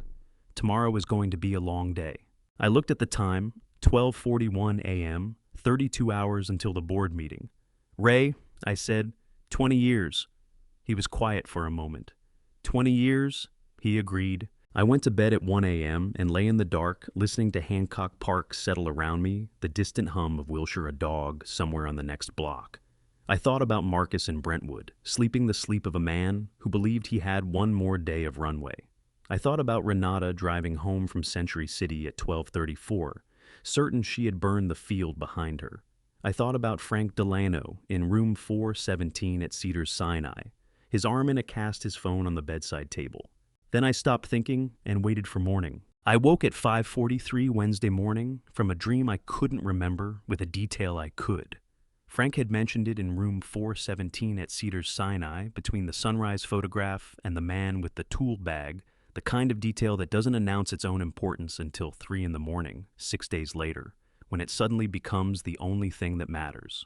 There was a fuel storage shed right next to the dock. The marina's security cameras had been wiped clean. Nora had confirmed that the day after the accident, an 18-hour gap starting at midnight Friday, cleared remotely by someone with network access. Terry Bowen had been paid to make that possible, but a fuel storage shed next to the dock would not be on the marina's network. It would belong to whoever operated the fuel business, a separate company, a separate camera system pointed at their own asset. I called Nora at 6:02. She answered on the second ring.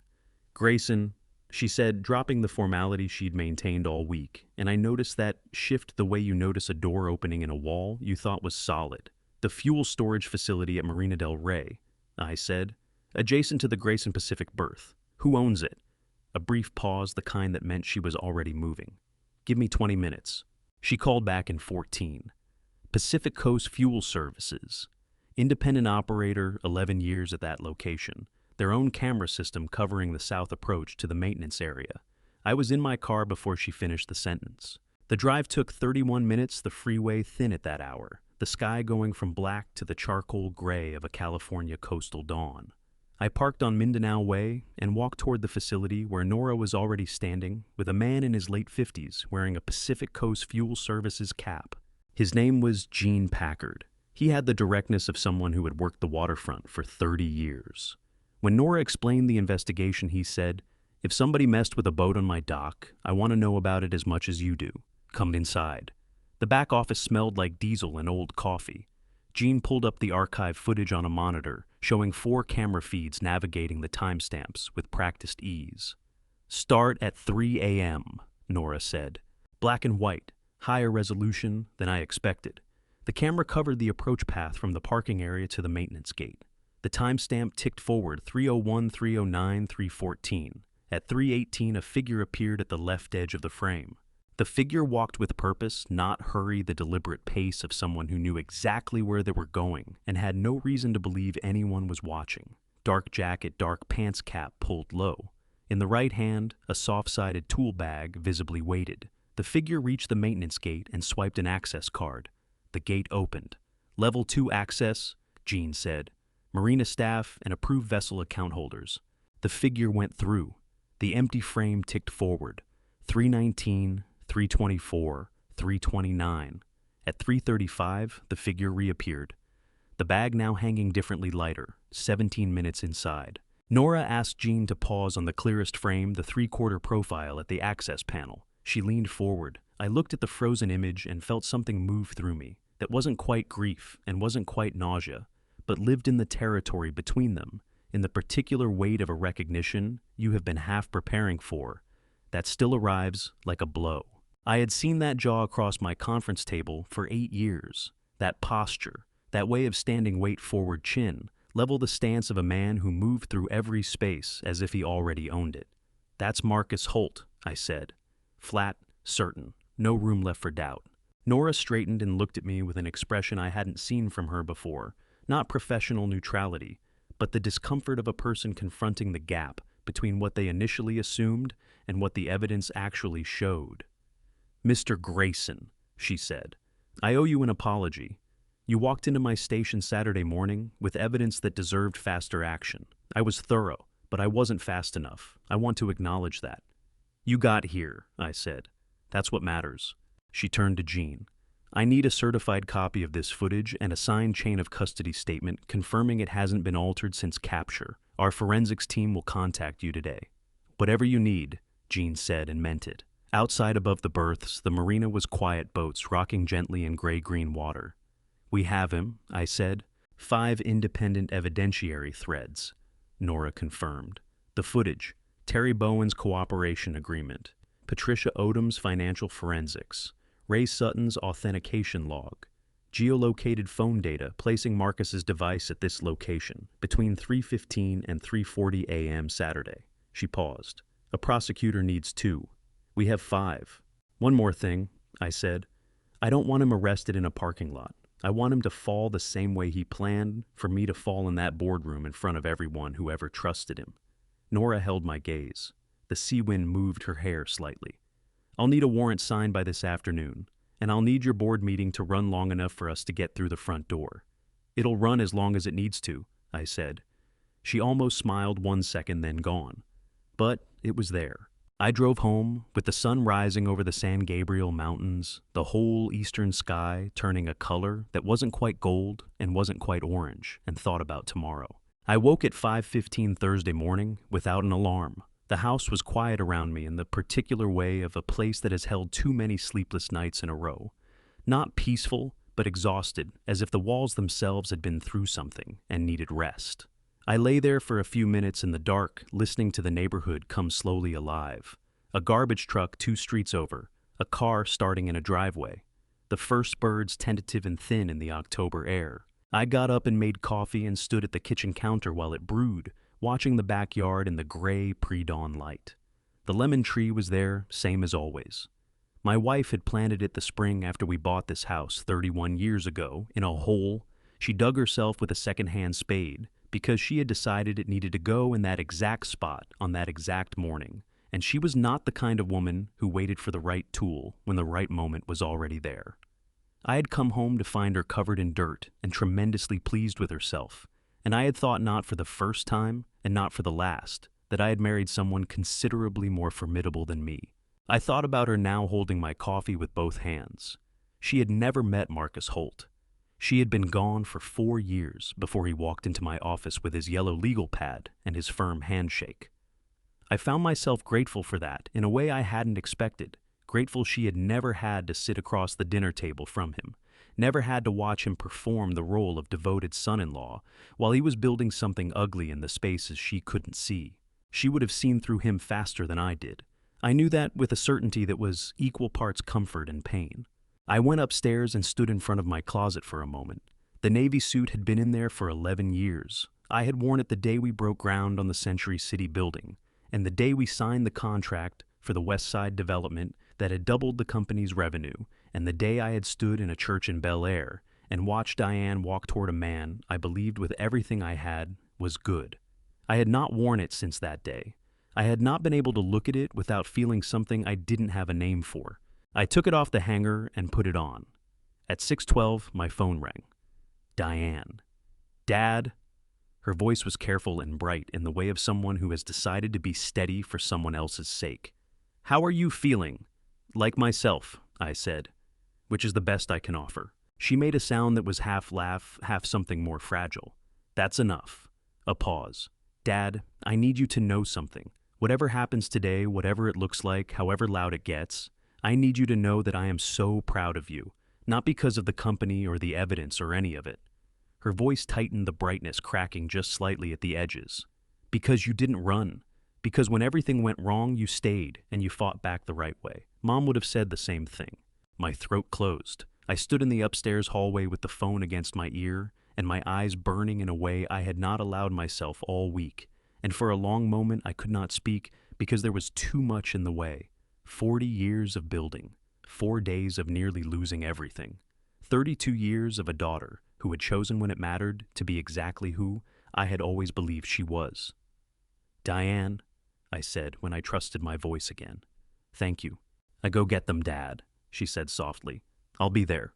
I had 3 more calls before I left the house. Howard, who told me Patricia's forensic report had been delivered to Nora's office at 10 p.m. Wednesday, and that the district attorney had reviewed it overnight and was, in Howard's exact words, very interested. Ray, who told me the presentation system in the boardroom had been accessed by his team at 7 a.m., and that every piece of evidence was loaded, sequenced, and ready on a display that would activate the moment someone with his credentials opened the file.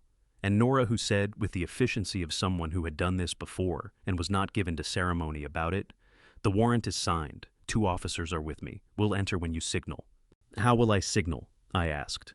You'll know, she said. I'll be watching. I drove to Century City at 8:20, taking surface streets instead of the freeway through the neighborhoods I had lived in and worked in for 4 decades past the coffee shop on Pico, where I had signed my first commercial contract on a paper napkin, because I didn't have anything else to write on past the hardware store on Robertson that had been there since before I arrived in this city, and would probably be there long after, past the park on Casio where Diane had learned to ride a bicycle on a Saturday morning when she was 6 years old, and I had been so terrified of her falling that I had held on 2 blocks longer than I should have. She hadn't needed me to hold on. She never really had. I pulled into the parking structure beneath the Century City Tower and sat in the car for a moment with the engine off. 40 years. I had built something real, something that employed 312 people and had put up buildings that would stand in this city for generations. I had made mistakes along the way, too much trust given too quickly, too many decisions made on instinct when I should have asked harder questions. I had believed in Marcus Holt because I had wanted to believe in him, because believing in people was how I had built everything I had, and because the alternative aversion of this business and this life in which I kept everyone at arm's length and trusted no one was not a version I was willing to live. I did not regret trusting him. I regretted that he had not been worthy of it. I got out of the car, straightened my jacket, and walked toward the elevator. In the lobby, the security guard behind the desk, a young man named Anthony, who had worked mornings here for 3 years and who always had a crossword puzzle folded in his back pocket, looked up as I came through the doors and said, "Good morning, Mr. Grayson," in the same tone he used every morning, steady and ordinary, as if this were any Thursday. "Good morning, Anthony," I said. I pressed the button for the 18th floor and watched the lobby doors close in front of me. The elevator rose smoothly the way it always had, and I stood in it with my hands at my sides and my breathing even, and thought about nothing in particular for the 23 seconds it took to reach the top. Then the doors opened, and I walked out into the hallway and through the glass wall of the boardroom. At the far end, I could see Marcus Holt standing at the head of the table, already speaking, already performing the room full of people who did not yet know what was about to happen. I straightened my tie, and I walked toward the door. Everything has been building to this moment. Before I tell you what happened when I walked through that door, drop justice in the comments. I want to know you're here for this. Please note, portions of this story include fictional elements crafted for educational depth. If you'd rather not continue, that's completely okay. But if you've come this far, I think you'll want to see how it ends. I opened the boardroom door and walked in. Marcus stopped mid-sentence. The room shifted, 12 people simultaneously recalibrating confusion, moving across their faces like a wave followed by discomfort, followed by something that looked in a few faces unmistakably like relief. Marcus recovered in under 2 seconds. I watched the surprise compact itself into something controlled and practiced. And I thought 8 years I mistook that for composure. It was never composure. It was rehearsal. "Walter." His voice carried the same warm concern he had performed every time an audience was present. "This isn't the right time. Let me call someone." As the founding shareholder, holding 41% of voting stock in Grayson Pacific Construction, I said, my voice level and clear, "No one in this room has the authority to remove me from a building I built. Sit down, Marcus." He didn't sit, but he stopped moving, which was enough. The door opened behind me. Diane walked in, first shoulders, back, chin up, eyes completely dry, and took her position against the near wall. Ray Sutton followed with his laptop. Howard Blythe set his document folder on the table. Then Detective Nora Chen and 2 uniformed LAPD officers who positioned themselves on either side of the door with the quiet authority of people who required no introduction. Renata Holt, standing beside the presentation screen at the far end of the room, went completely still. Marcus's attorney stepped forward. "This is a legal proceeding in progress. You cannot simply—" "We have a warrant," Nora said, holding it up calmly. "You're welcome to examine it afterward. Please sit down." The attorney sat. Ray connected his laptop to the boardroom display system, the same system Marcus had used for 100 presentations, never imagining it might one day be turned against him. The screen came to life. 12 minutes, I said to the room. "Please remain seated." Ray advanced through the evidence, without drama, without commentary, one piece after another in the sequence that told the story most clearly. First, the authentication log annotated by LAPD Digital Forensics, Marcus's personal device at 2:17 a.m., Renata's company laptop at 3:02 a.m., device signatures, IP traces certified and verified. 3 board members leaned forward. Marcus studied the screen with practiced skepticism. In second, Patricia Odom's financial forensics, 8 slides, 3 shell companies, Daniel Castillo's firm in Burbank, the Nevada LLC, the Cayman Fund bearing Marcus's name, the wire transfer to Terry Bowen 3 days before the accident. The room went quiet, not the held breath quiet of before, but something heavier, the silence of people absorbing what they cannot yet process. "These are fabrications," Marcus said. The warmth had drained completely from his voice. "Third item," Ray said, and advanced the slide. Gene Packard's camera footage filled the screen. Black and white, high resolution, time-stamped 3:18 a.m. A figure in a dark jacket. An access card. The maintenance gate opening. 17 minutes inside. A tool bag going in, coming out differently weighted. Ray paused on the clearest frame, 3/4 profile jaw posture, the way of standing I had known for 8 years. Gerald Marsh turned and looked at Marcus directly, and what was in his face was not confusion. It was something older and colder entirely. "Fourth," Ray said. "Terry Bowen's recorded call." Marcus's own voice filled the boardroom speakers, clear and unmistakable. If the old man gets on the boat, we're done by noon. If he doesn't, the accident is still enough to finish him. Either way, Grayson Pacific is ours before the end of the week. Someone at the table made an involuntary sound. Marcus cracked. 2 seconds. Then he turned to Renata. She did this. His voice came out fast and stripped raw. The documents, the shell companies, all of it was her. I knew something was wrong, but she told me it was a tax structure. Marcus. Renata's voice cut through his like cold steel. She had not moved. She reached into her blazer and took out her phone. I helped with the documents, she said, addressing the room, not Marcus. I did not know he went back to that marina. I did not know what was in that bag. Her jaw tightened. I recorded our office conversations for 4 months. Under this building's recording policy, those recordings are legal. I kept them to protect myself. I did not expect to need them today. She looked at Marcus. But you just told this room I did it alone. She pressed play. Marcus's voice 4 months ago, calm and certain. If the investigation gets close, your name isn't on the fund. Mine is. But your brother's firm is the legal representative that's going to look like you were the architect. I need someone between me and the money. You understand what I'm telling you? 6 seconds of silence, then good. I knew you'd get it. Renata set her phone on the table. I'll cooperate fully. I've retained criminal defense counsel, and I'm prepared to accept a plea arrangement. Nora nodded to the officers. I watched the handcuffs close around Marcus Holt's wrists, the man who had called me Walter then Dad. Then in a recording played to this room, the old man and I felt something that was not satisfaction, not grief, but the exhausted relief of a person finally allowed to set down something very heavy. He looked at me from the door. You never thought I was good enough, he said. I thought you were exactly good enough, I said. That was never the problem. They let him out. Diane appeared at my side, put her hand through my arm, and leaned her head against my shoulder for just a moment. Mom would have loved this, she said quietly. She would have been insufferable about it, I said. For years. Diane laughed, sudden, genuine, the kind that surprises itself. It was the best sound I had heard in a very long time. The weeks after Thursday morning moved differently than the weeks before it. Before time had felt compressed, every hour carrying the weight of something that needed to be done before the next one arrived. After it expanded again the way time does when a crisis resolves and the ordinary texture of living reasserts itself. Meetings, phone calls, the particular unglamorous work of putting something back together after it has been taken apart. Marcus Holt was formally charged 11 days after his arrest.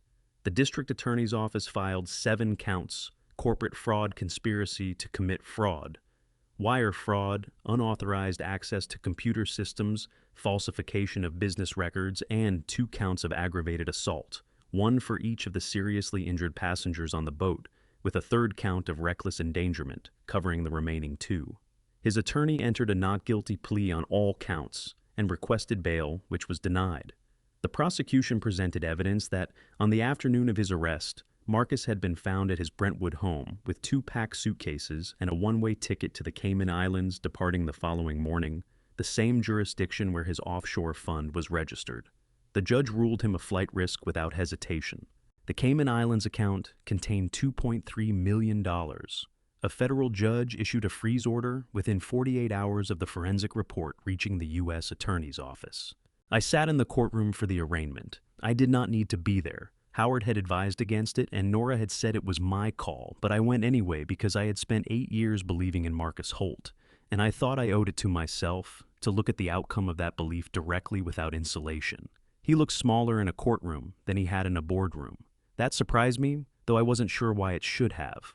Renata's case moved faster. She had been represented by a criminal defense attorney from the moment of her arrest. She had called him from the back of the police vehicle, Howard later told me, before they had even cleared the Century City parking structure. Her plea agreement was finalized within 3 weeks, 3 years, in a minimum security federal facility, followed by 2 years of supervised release in exchange for her complete cooperation with the prosecution of Marcus and the full surrender of all documentation related to the shell company structure and Daniel Castillo's involvement. Daniel Castillo, Renata's brother, was disbarred by the California State Bar 6 weeks after the investigation became public. He was subsequently charged with 2 counts of aiding and abetting financial fraud. His firm Vesta Legal Group was dissolved. Terry Bowen received his suspended sentence on a Tuesday morning in a courtroom in downtown Los Angeles. 200 hours of community service, 3 years of probation. He had cooperated fully as promised, and the judge had noted in her remarks that his testimony had been essential to the prosecution's case. Terry sat in the defendant's chair with his hands folded and his head slightly bowed, and when the sentence was read, he nodded once slowly, as if he had been bracing for something heavier and was recalibrating. Outside the courthouse afterward, he stopped on the steps and looked back at the building for a long moment, then walked to his truck and drove away without speaking to anyone. The Marine engineer's report delivered to the district attorney's office 4 weeks after the accident confirmed what Terry Bowen's testimony had described: deliberate tampering with the vessel's bilge pump suppression system, consistent with a secondary intervention after the initial technical adjustment. The report was entered into evidence as Prosecution Exhibit 14. I did not attend Terry's sentencing. I had thought about it and decided it was not my place. He had made a choice for $50,000 and 3 people had nearly died for it. But he had also been manipulated by someone considerably more sophisticated than he was, and he had told the truth when it mattered, and I did not think my presence in that courtroom would have added anything useful to either of those facts.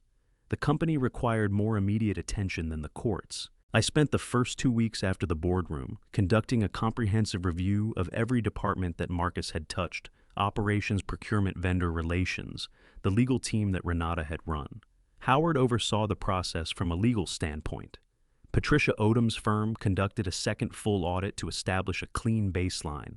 3 senior employees who had knowingly facilitated vendor payments without proper documentation were let go. 2 others who had followed instructions without understanding what they were enabling were retained and reassigned. Kevin Draper, Marcus's former administrative assistant, was not charged.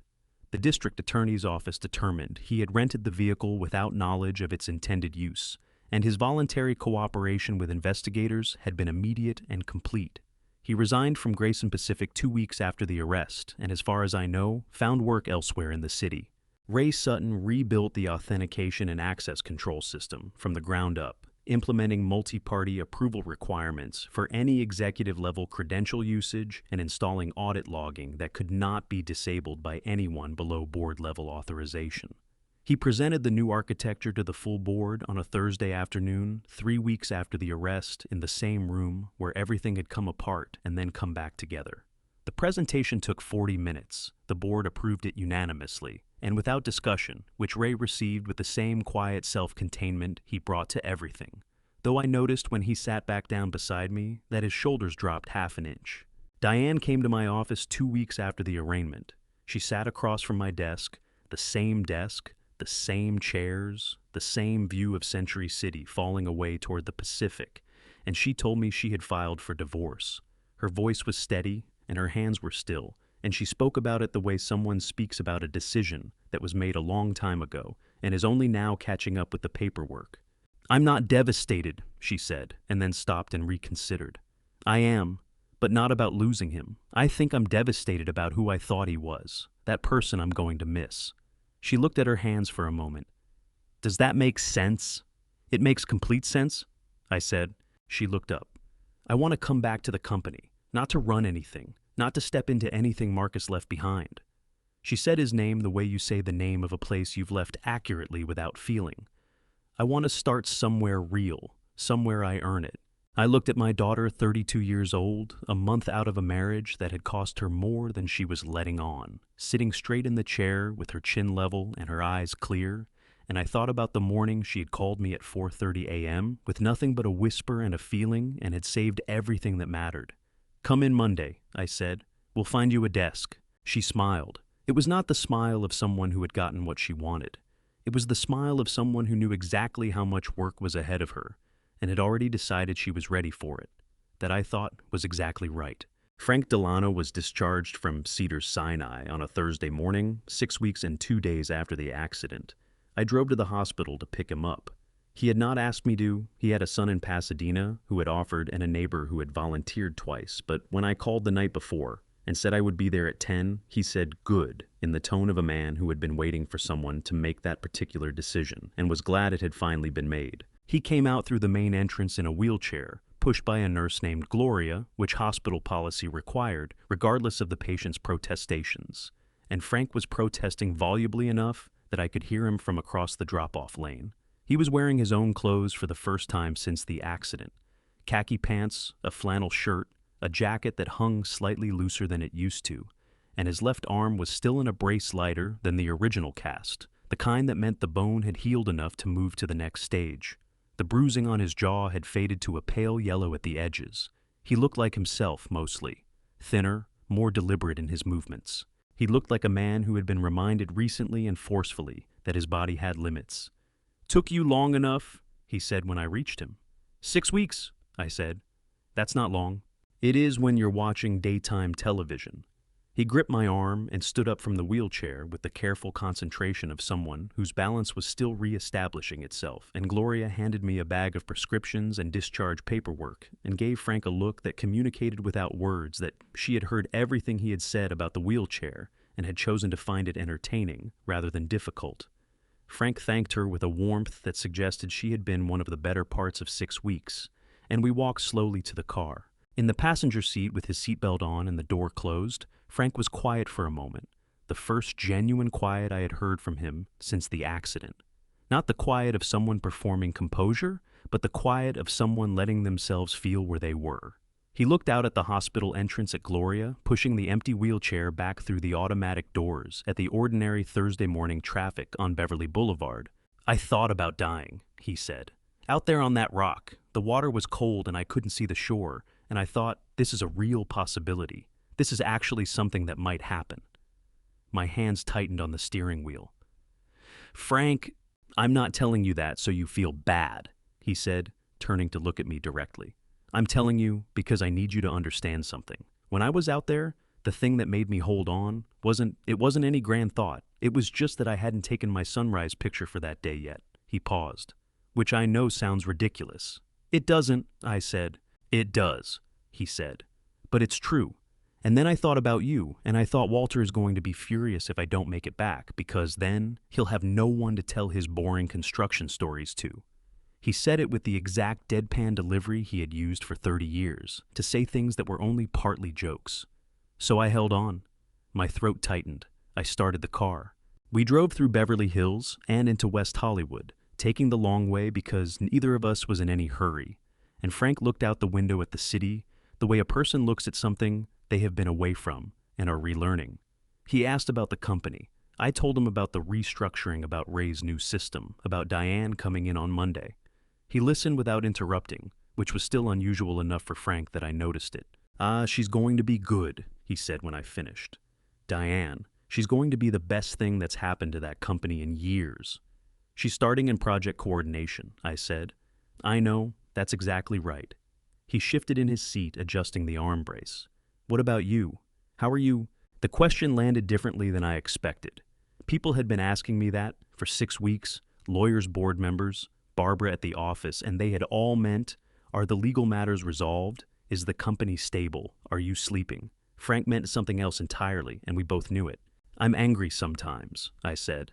"Less than I was. I keep thinking I've processed it, and then something small will remind me of a vendor document that needs signing, or someone in the hallway with Marcus's same walk and it comes back." I paused. I trusted him. I keep having to remind myself that trusting someone who turned out to be untrustworthy doesn't mean the trusting was wrong. Frank was quiet for a moment. Then he said, "You know what I keep thinking about?" "What?" "That photograph." He said it simply without drama. "I have taken a sunrise picture every morning for 11 years. 11 years of water and light and whatever happened to be in the frame. And the one morning, it actually mattered. The thing I needed was already in my hand." He looked at the street ahead of us. I think about that a lot, about how the habits we build, without knowing why, sometimes turn out to be exactly the thing.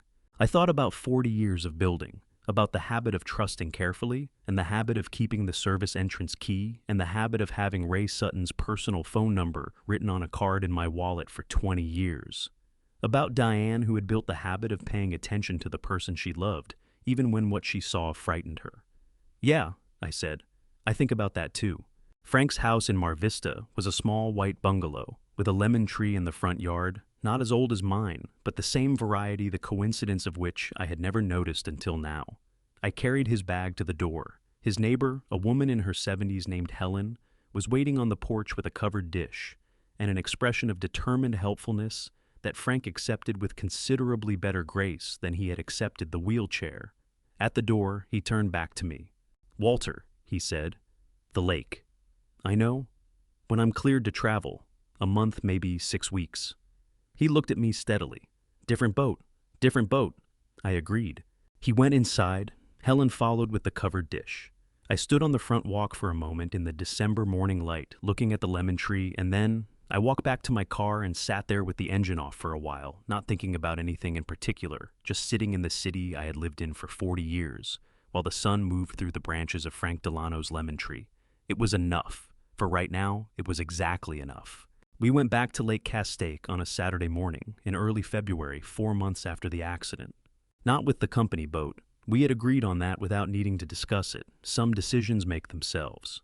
Frank had found a rental outfit near the North Boat Launch that offered a 14-foot aluminum fishing boat with a small outboard motor, and he had reserved it 3 weeks in advance with the particular satisfaction of a man who has been told by doctors what he cannot do and has spent the intervening time cataloging everything he still can.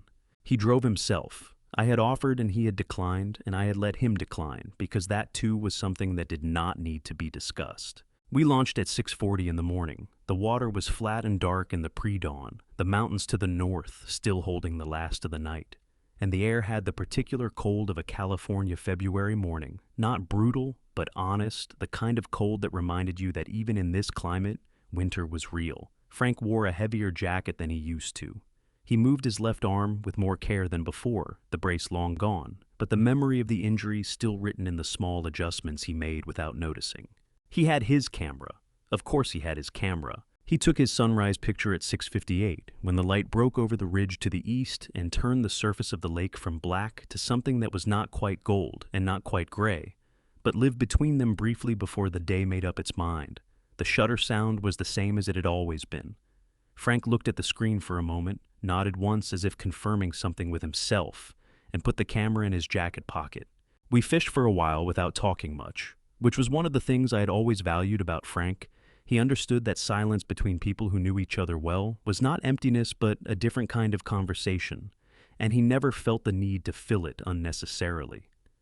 After a time, he looked out at the water and said, "Do you still trust people?" I had been expecting the question.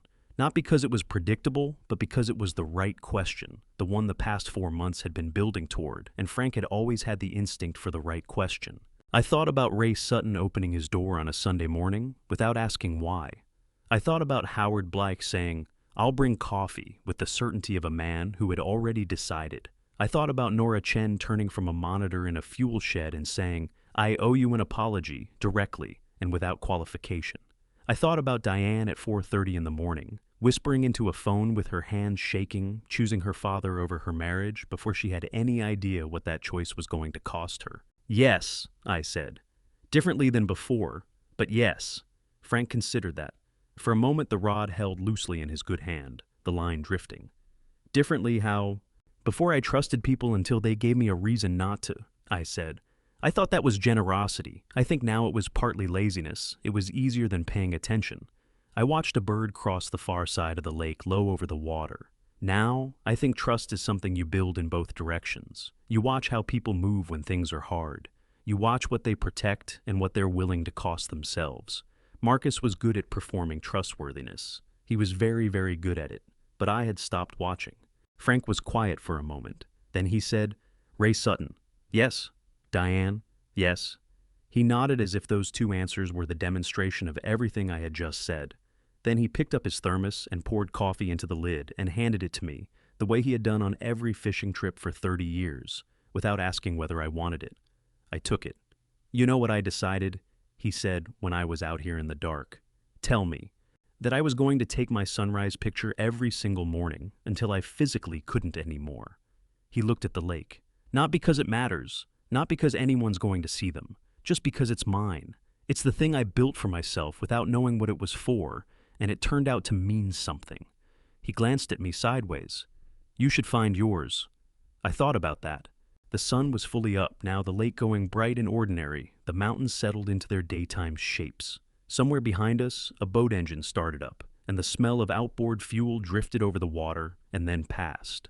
A perfectly ordinary February morning on a lake in California. 4 months ago, on this same water, my best friend had nearly not come back. "I think mine might be the company," I said finally. "Not the money or the contracts. The 312 people who came to work every day because something I built was still standing." I paused. "Keeping that standing, that might be it." Frank considered this with the seriousness it deserved. "That'll do," he said. We stayed on the water for another hour and a half. Frank caught 2 fish and released them both, which he had always done, and which I had teased him about for years, and I teased him about it again now, because some things should not change just because other things have. He laughed the same way he always had, sudden, genuine, a little too loud for 6 in the morning on a quiet lake, and the sound went out across the water and came back as something that felt in the early February light, very much like the future. I drove home from Lake Castaic alone, taking the long way back down the 14 freeway, as the morning fully opened up around me, the high desert giving way to the suburbs giving way to the city spreading out in every direction, the way Los Angeles does without apology, certain of its own enormity. I thought about the last 4 months. I thought about a Saturday morning in October, when the world I had built over 40 years came as close to ending as anything ever had, and about the phone call at 4:30 in the morning that had kept it standing. I thought about a small external drive in my jacket pocket and a photograph of a sunrise and a man named Ray Sutton, who had opened his door without asking why. I thought about a woman named Nora Chen, who had followed the evidence wherever it led, even when it led somewhere she hadn't expected. And I thought about my daughter, who had stood in a hallway in Brentwood at 2 in the morning, listening to the voice of someone she had trusted completely and had chosen at great cost to herself, and with no guarantee it would matter to make that phone call anyway. I have spent a long time thinking about what she gave up to make that call: her marriage, the life she had built, the version of the future she had believed in. She gave all of it up in the space of one decision, made alone in the dark, and she never once suggested that I owed her anything for it. That is what courage looks like. Not the absence of fear, not the certainty that it will work out. Just the decision to do what is right, when doing what is right is the hardest thing available. I am 67 years old, and I have built things all my life. Buildings, contracts, a company, a reputation. I believed for a long time that what I was building was made of concrete and steel, and the signatures of people who had agreed to do business with me. I believed that the measure of what I had made was the size of it, the durability of it, the way it would still be standing after I was gone. I understand now that I was wrong about what I was building. The thing that held was not the company. The company nearly fell. What held was the people who showed up when it mattered not. Because they were paid to not, because it was easy, but because they had decided somewhere along the way that doing the right thing was more important than doing the convenient thing. That is not something you build with contracts. It is something you build with years of small decisions, quiet loyalties, and the willingness to tell the truth when lying would be so much simpler. I believe that God places certain people in our lives, not by accident, but by design, that the phone call that comes at 4:30 in the morning from the person who should not have to make it arrives at exactly the moment it is needed, because something larger than coincidence is at work. I cannot prove that. I do not need to. I have seen it too many times in too many forms to mistake it for luck. What happened to me last October was not just a story about betrayal. It was a story about what survives betrayal, about the friendships that hold when the structure around them collapses, about the children who become, in the moments that count, exactly who you always hoped they would be, about the strangers who turn out not to be strangers at all. I still think about Marcus sometimes. I think about the 8 years he sat across from me, and the thing he was building in the spaces I couldn't see, and I think about the last look he gave me before they led him through that door. I am still working on what to do with that, with the grief of it and the anger that comes and goes, and the question I will probably never fully answer, which is whether I could have seen it sooner if I had been paying better attention. I do not know. What I know is that holding on to that question does nothing for the 312 people who came to work on Monday morning because something I built was still standing. Forgiveness is not something I have fully arrived at, but I am moving toward it slowly, in the way you move toward things that are worth having, not in a straight line, not quickly, but without stopping. To everyone who listened to this story, thank you.